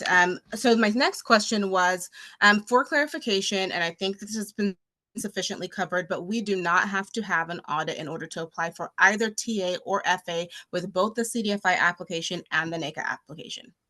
Correct? That is correct. All right. And then my last thing is, I believe Blair asked a question that Matthew addressed, and it was pertaining to the set aside for those that are emerging CDFIs versus existing CDFIs and the technical assistance. And when I'm looking specifically at the NAICA application, NOFO, and it says on here that it anticipates that the estimated number of awards for this year for the technical assistance is going to be about 15. So if we're saying that we are not necessarily competing against them, but there's only 15 available, I think that what I'm reading out of that is that we are kind of competing then, because there's only 15 that would be estimated to be awarded. So our application is competing against ourselves, but also with the knowledge that there's probably only going to be about 15 awarded. So if there is no set aside for emerging CDFIs in that number, then the existing CDFIs can have the same opportunity in that pool of 15, correct? Hi, Cleopatra. Go ahead, Matthew. No, it's all you. Please don't interpret that number as a limit on the number of TA awards. That's an estimate. So it's really, there could be more, there could be less. It's an estimate based on our best predictions about how many applications we're going to get. So please don't interpret that as there are only 15 awards and we're competing against each other. I promise that what we said earlier about TA being not a competitive program, i.e. you are competing against yourself, that is accurate. There is not a limit on the number of TA awards. That is just our estimate. Thank you. I appreciate that clarification. Thank you for your questions, Cleopatra. Next, we have Kaylee.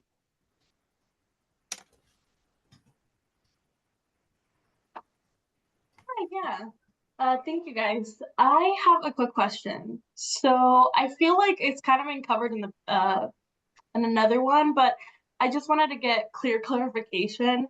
If an organization applies for TA and is awarded the grant, but then later determines that they would need a subsidiary to apply for the certification, would that fulfill the requirement from the original grant to become a CDFI with the required date? Or would it not fulfill it because it's then a subsidiary and not the parent organization? That would not work. So the applicant for technical assistance needs to be the entity that becomes a certified CDFI when you apply as an uncertified group. You can't pass it through. You can't change it. You can't move it to a different organization, spin anything off. Unfortunately, none of those things would be acceptable. How does that work for sponsorship organizations? Sorry. Oh, no, you're good. In the NACA program? Yeah. Cleopatra? So that's the one exception where you are under the NACA program, an organization can apply as a sponsoring entity, and that is an entity that is specifically aiming to form a new organization to become a CDFI. That is the only instance where that is an acceptable use of TA funds in terms of forming a new organization.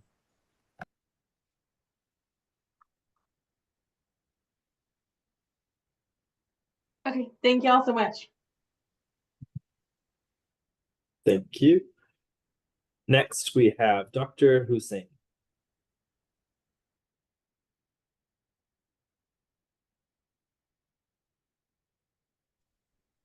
Can you hear me?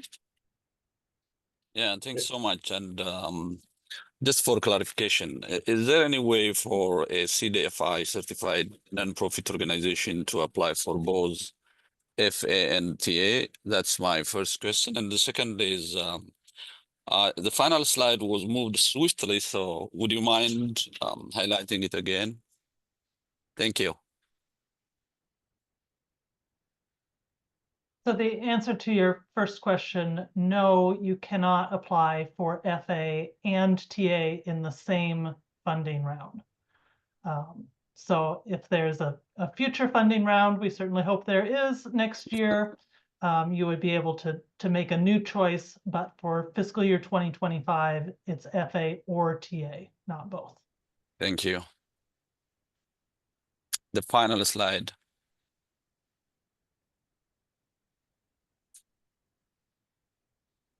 DeAndre, are you able to move the, thank you.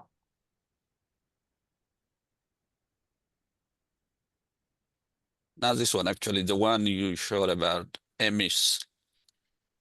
Yeah, that's correct.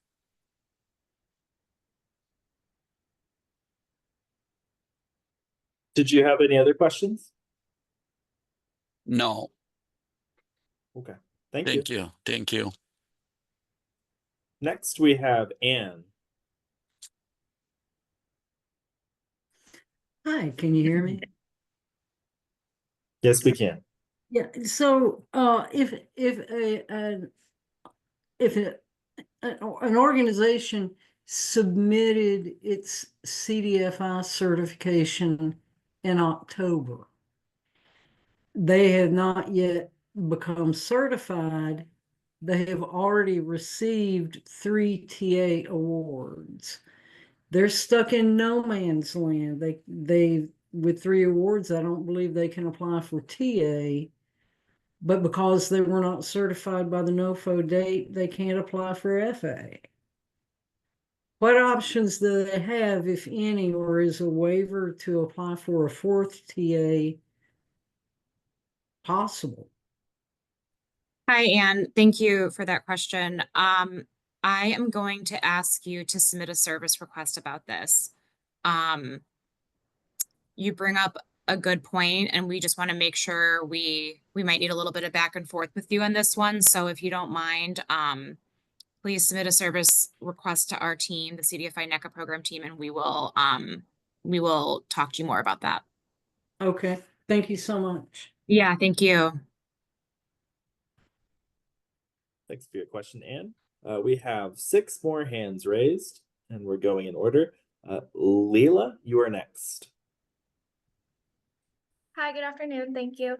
I have 2 questions. My first is for organizations who are still waiting for funds from last year's round and are applying for this year. How would you recommend us answering section 2, question 3, the one about how we use the previous TA award? Should we just focus on spending since the award announcement?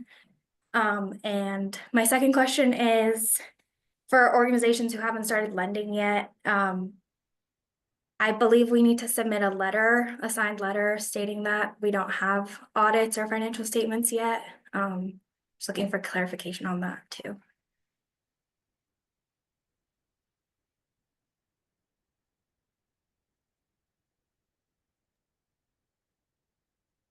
Hi, I can do my best at answering that. To your first question about your first question is, how do we speak to how we've spent TA funds if you don't have those funds yet? Am I correct? What do we still need to answer that one? Yeah, I think the strategy that you articulated is what I would recommend. Knowing that you can recognize funds, eligible expenses that your organization has starting at the beginning of your period of performance, which is when we made TA award announcements. So that would be that is what I would recommend for that. And can you please repeat your second question for me? Yeah, for organizations who haven't started lending yet and wouldn't have audits or financial statements, can we just submit a letter, like a signed letter, stating that? I believe that is in our guidance, but can someone else on the team that may know that better than me respond to that one? Yes, there is very specific, there's a footnote in the guidance giving you directions on a letter as you described, whether the case is that you have unaudited financials but don't have an audit yet, you would submit an explanation, or if your organization was not in operation for one or more of the historic fiscal years, you can also submit a letter signed by an authorized representative explaining the situation. Thank you. Can you share what page the guidance that is? I am looking at page 7 right now of the TA application guidance. Okay, thank you very much. I appreciate it. You're welcome. Thank you both, and thank you, Leela, for your question. Next, we have Donna. Hello. So yeah, it's been a lot of conversation about being able to apply as a subsidiary. I haven't heard that phrase, but I'm curious as to, it's being recommended that we apply as a subsidiary because we have a lot of developmental service under the main company that we do that's unrelated to CDFI services. So staffing is an issue, you know, and some other factors. So I'm curious as to how do we apply, because I understand we can't apply under the mother company if we're going to set up a subsidiary.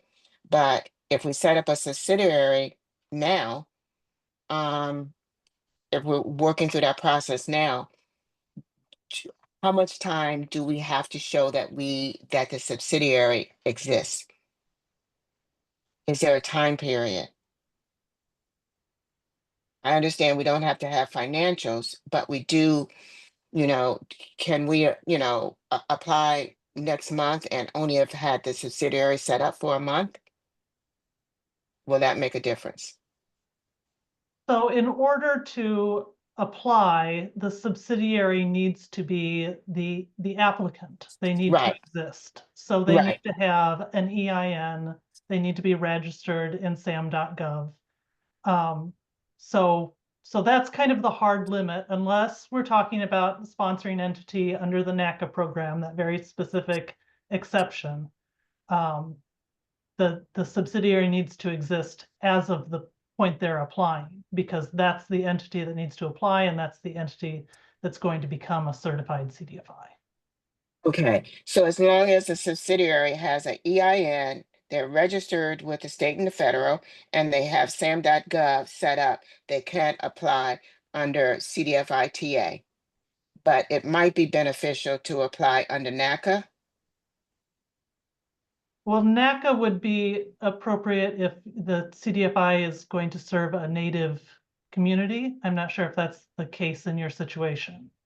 Okay.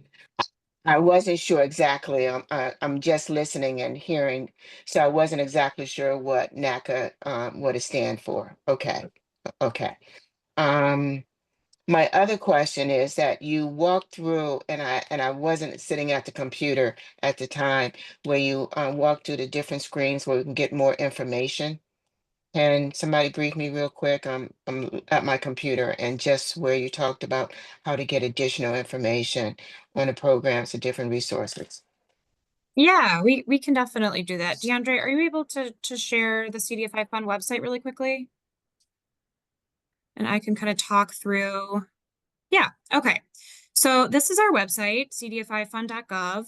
And at the top where DeAndre is hovering, we have our main menu where called Programs and Training. And if you hover over programs, there's two different options for what we're talking about today. The CDFI program or Native Initiatives, which covers the NACA program. Both of these sub pages of our website, if you will, have the information that we're sharing today. So if you scroll down to how to apply and click on that number 2, you will find this presentation, you will find the NOFA, you will find application guidance, our future webinars, a bunch of information. And I forget which of my team members shared this, but we continue to update this as new documents are available, or you know, we will add webinar recordings, things like that. So encourage you all to visit this for all of the guidance that's been published. Great, thank you. Of course. Thanks, DeAndre. Thanks for your questions, Donna. Next on our list is Phoebe. Hi, thank you. I have another question, sort of about the interim certified CDFIs. I too have a client who has a certification application pending and is applying for TA. And my question is a little nitty-gritty in that, will you be looking at them as uncertified with a 3-year agreement period, or will you be assuming that they will be certified and have the 2-year period?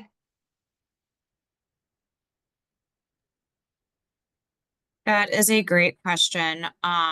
Generally speaking, when certified CDFIs apply for TA, they have a 2-year period of performance, and generally speaking, uncertified CDFIs have a 3-year period of performance, and as part of their assistance agreement, they're required to become certified.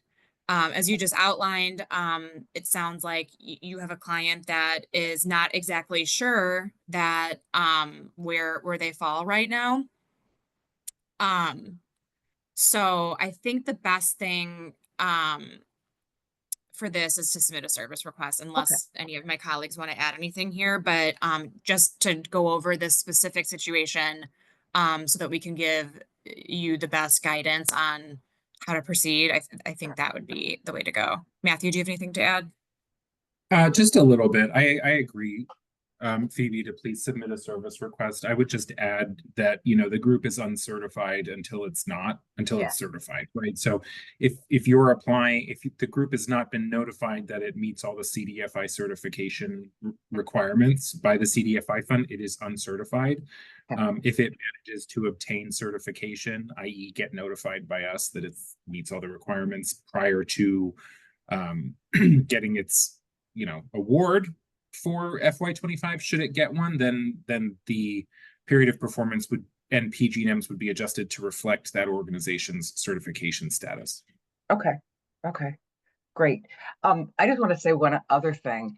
I know, and a lot of people know, how hard you all have been working this last year, 2 years on certification, on FA, on new. I mean, you've had so much stuff. And now I think being a federal employee at this exact second might not be the funnest thing in the whole world. And I just want to say thank you. And we so appreciate the work that you do on behalf of CDFIs, and most importantly, the folks in underserved communities that CDFIs work with. And my heart goes out to you all, and I'm very grateful for the work that you're doing. And that's all. So thank you.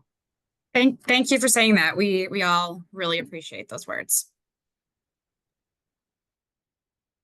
Next up on our list, we have Belkis.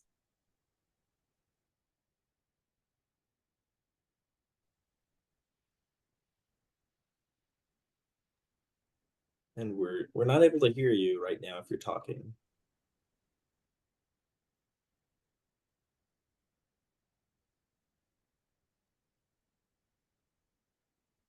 Feel free to keep your hand raised. We're going to move on to another question, and we'll call on you again and see if we can hear you this next time. Next on our list, we have another question from Blair.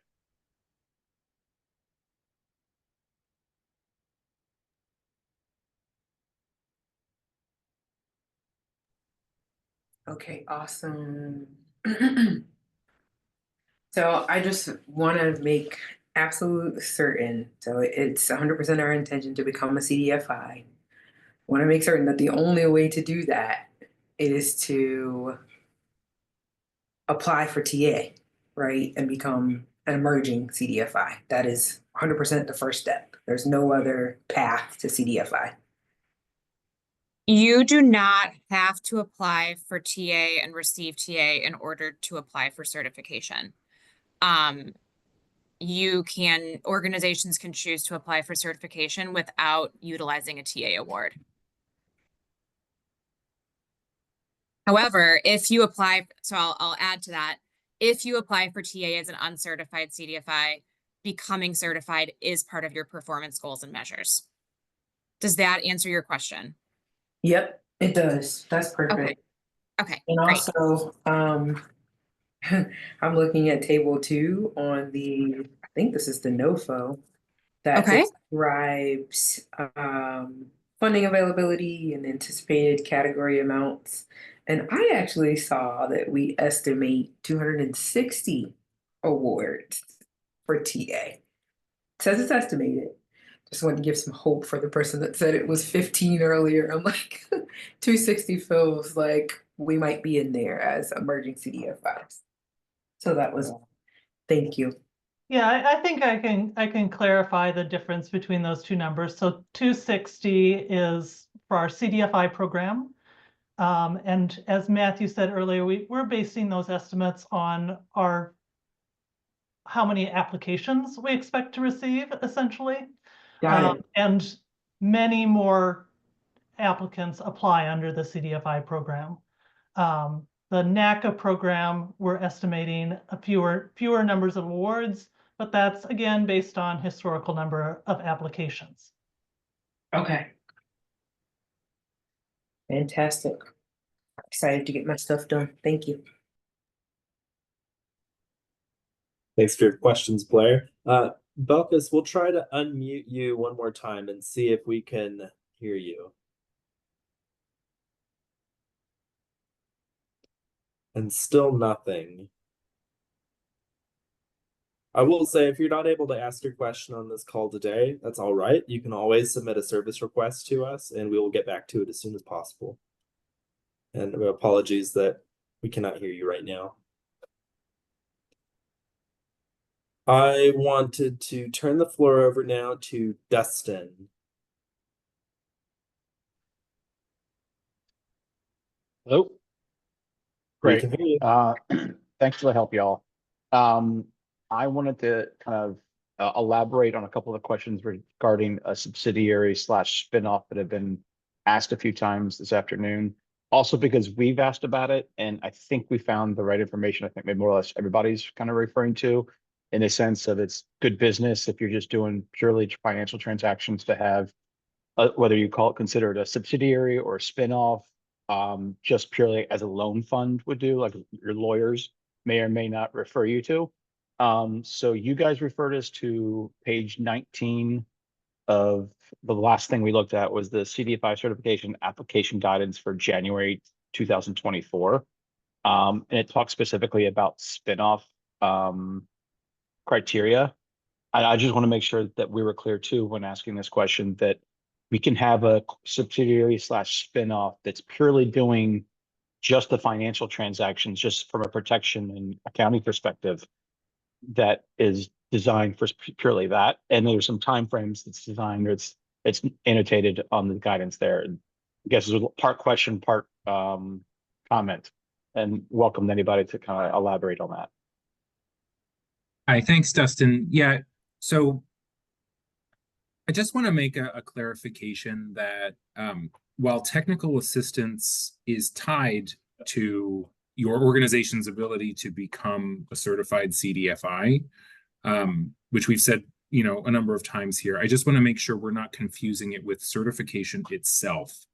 So the folks on this team are not going to ultimately be responsible for certifying CDFIs. That's a different unit at the CDFI fund. So we can't really comment on strategies like what you're discussing, business strategies in terms of the best way of achieving CDFI certification. So I apologize for that. I apologize if there was any confusion there. I know this is complicated because the two concepts are very intertwined. But just want to make clear that we here on this call are not going to be able to provide guidance on specifically like a business plan on the best way to become a certified CDFI. And I'll leave it at that. And Understood. It was a little bit of both of hearing everybody ask about it and thinking, I think we had found the answer everybody's kind of looking to. So totally understand that it's not the right time, right place. Thank you. Yeah, thank you. Thanks, Dustin. Next, Carmen.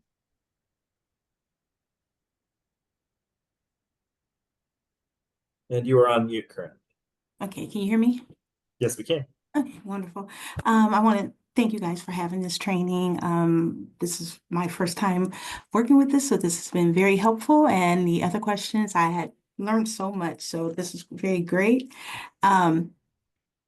I know my organization, they have applied for the TI grant before, but this is just my first time going through it.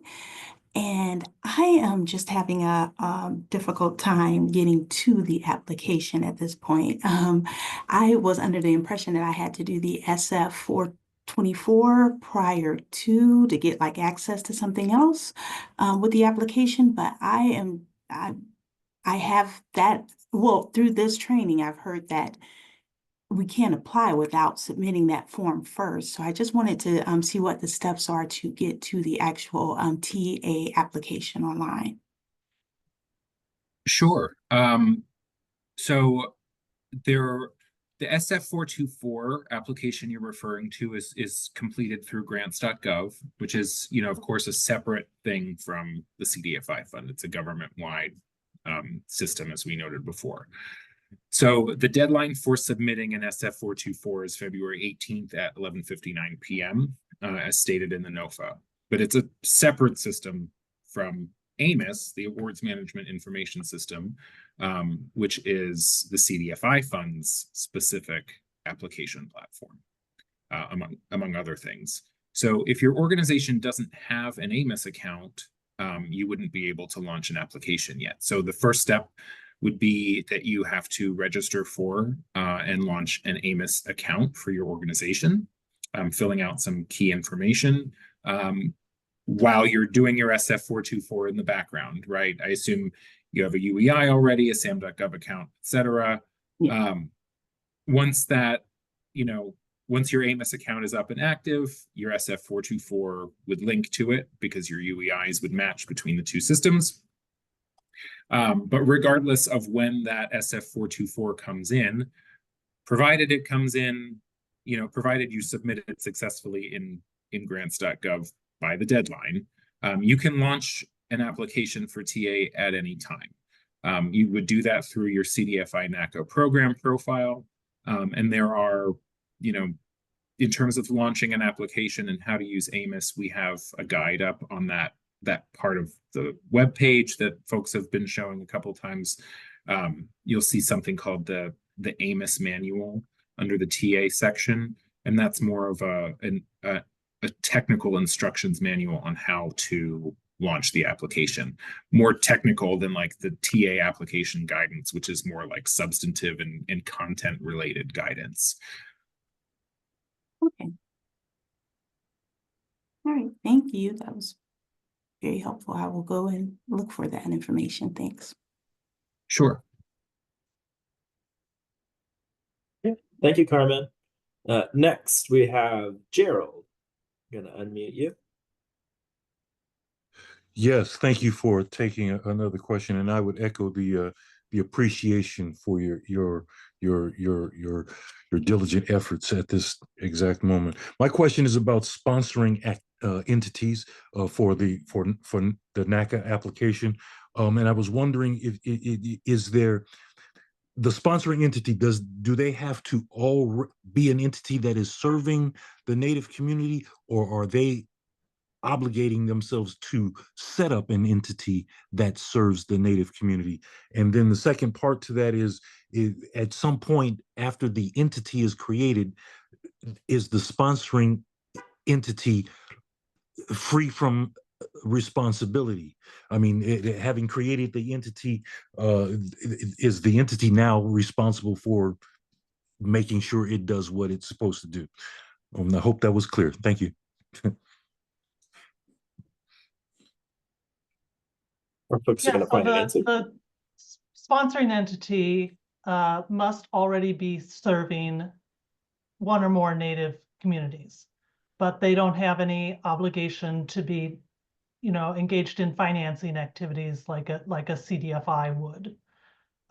So as you said, the sponsoring entity creates a separate legal entity that will become the CDFI. That entity must also serve one or more Native communities.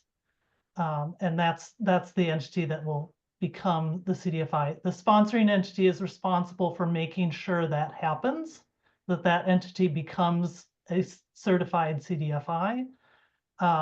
After that, the sponsoring entity doesn't have ongoing obligations. Thank you.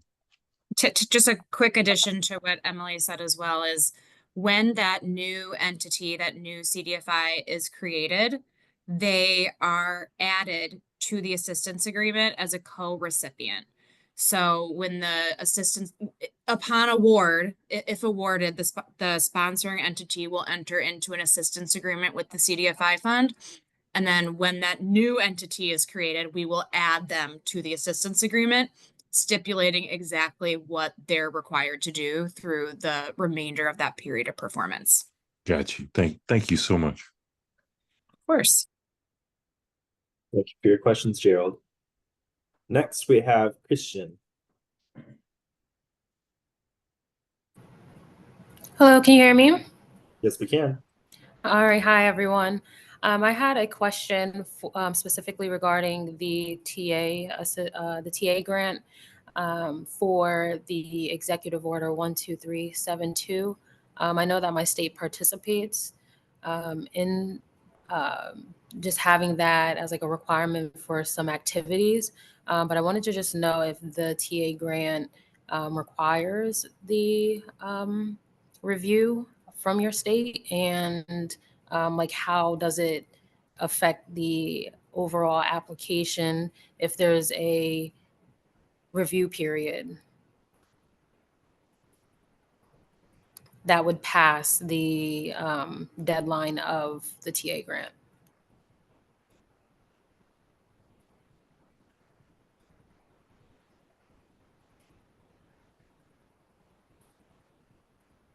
You know, I think I'm gonna recommend you submit a service request on this one. Just so we're sure we understand your question. Okay.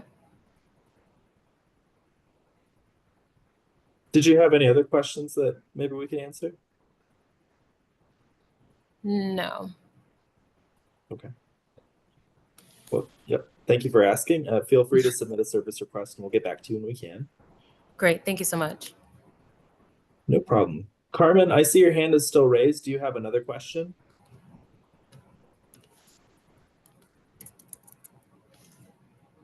Sorry, I just didn't lower my hand. Okay. Then that means the last person with their hand raised. Oh, never mind. Another one shut up. Kim. Kim, it's your turn. Hi guys, thank you so much. There's been so much information and I apologize I joined late. And I was just wondering, I saw where you went through the website and you indicated where you can access more information about the TA, but will the recording be provided? And I apologize if you already answered that question. Yes, the recording will be available on our website later. Okay, all right. Thank you so much. I appreciate that. And oh, I'm sorry, one more question. I heard S424 on grants.gov. When was the deadline for that? Has it already passed, 11:59? Could we go back to the deadline slide, please, DeAndre?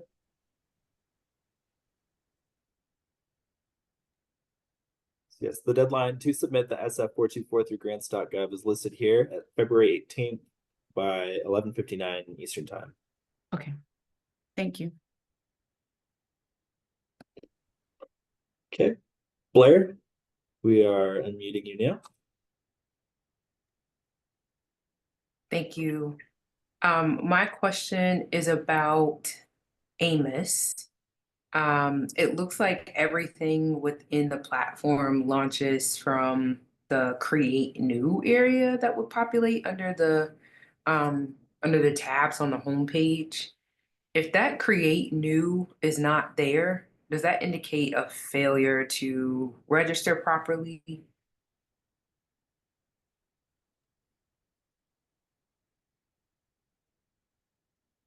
And hi, Blair. I'm not quite sure what it is that you're seeing on your end with Amos. Again, I would point you in the direction of that Amos manual. Assuming you have Yes, your that's Amos what I'm account referencing. Yes, set up. indeed.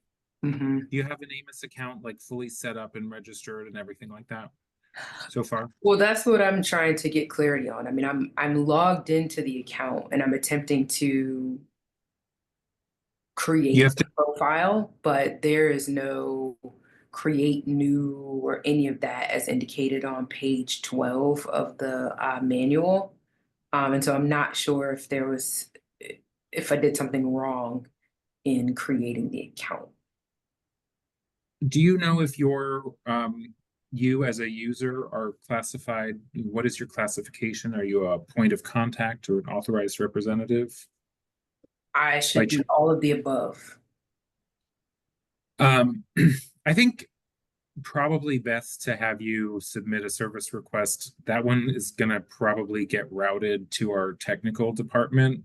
I know there are a number of Amos technical manuals, but available on our website. But broadly, I would say how this works is you would go to your like organizations tab under your Amos account, and you would click on the name of your organization, which would take you to that organization's profile page. And then within that profile page, you would want to go to your specific program profile for CDFI NACA. And that is where the launch button for TA or FA would be located. So if that's not how Amos is looking to you when you're looking at it, then there are no organizations listed under organizations. Everything just appears to be pretty blanky. So the one thing I would say about finding the organization is that sometimes the view defaults to recently viewed organizations, and there should be a drop down that you can adjust to show all organizations. And if that doesn't work, as Very well, Matthew said, I I would submit a service request because this starts to get a little technical and we can better assist you this way. Mm-hmm. Nope, that actually helped. I was able to, at the very least, populate my organization. So great. Thank you. I'll continue to plug along from here. Great. Glad you're on the right track. Thanks, Emily. Thanks, Matthew. All right, Cleopatra, we are bringing you back. Should be unmuted now. Just had a clarifying question. Okay, so for the NACA or NACA application, we are a local Native Chamber of Commerce, and it does not have to be, well, actually clarify for me, does it have to be that the entity is is controlled by a Native nation or tribal organization?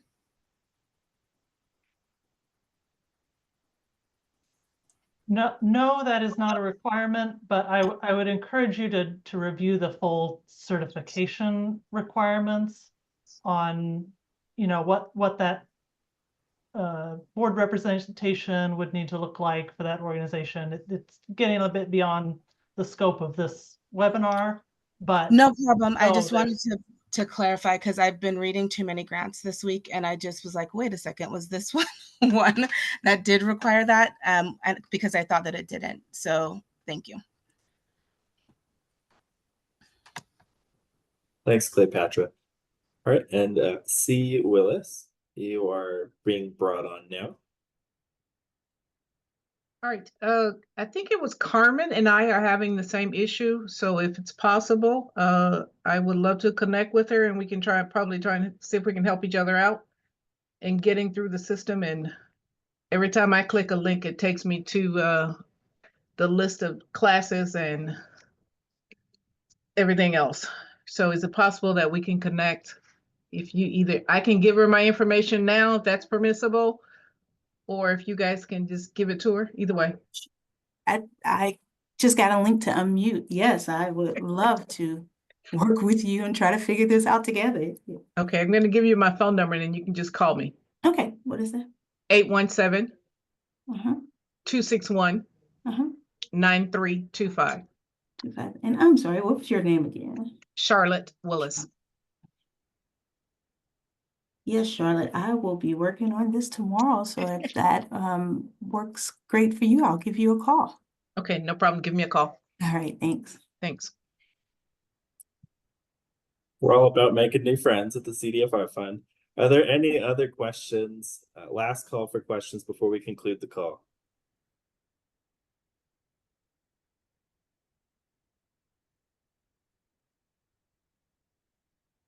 Cleopatra, I saw that your hand was still raised. Did you have any other questions or no? No, sorry about that, but thank you all so much for your time. No problem. Kim, I saw your hand shoot up, so I'll unmute you now. Sorry, just really quick, I was able to get access to Amos from a coworker that's no longer with the organization. Is it possible, or should I call the Amos hotline, to add users to our organization's account? Can we add additional users? I don't see a button. Yes, that is an option. And if you go to log into Amos, up at the top, after you click the sign in button on our website, one of the links at the top is Amos training manuals. And that will show you a lot of kind of generic how to do things in Amos that are not specific to the TA application. You might find some of those things useful for creating new users and things like that. Okay, thank you. Thanks for your question, Kim. Blair, we're bringing you back. Thank you. This might be my last question. Within Amos, should the organizational owner be the Amos support user, or is that editable? I tried to search it up in the manual. I don't see anything to that effect.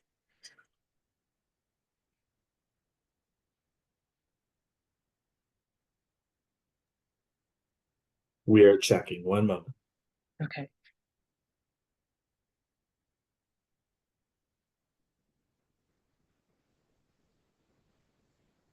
Blair, if you wouldn't mind repeating your question one more time, please. Yes, so I've got the organization page pulled up. Our information is populated there. There's right there at the top, it says organization owner, and it says Amos support user. I'm not sure if that should be an authorized user on the account or point of contact, or if that should truly be Amos support user. I don't see a way in which to edit that, and I think it might be inhibiting a next step. Hi, Blair. I think that's probably getting to a little too technical for this crowd kind of question. No problem. Could you submit a service request and ask IT or IT help desk about that, please? I will actually give them a call when we end this call. Thank you. Okay, thank you. Okay, everyone. There's still 40 something odd people who stuck through with us to the bitter end. So thank you for joining today's call. Thank you for all of your questions and spending some time with us today. Again, if you're interested in the financial assistance webinar, we'll be hosting that tomorrow at same time as we started this one. So with that, we'll conclude the call and hope you all have a great week. Bye-bye.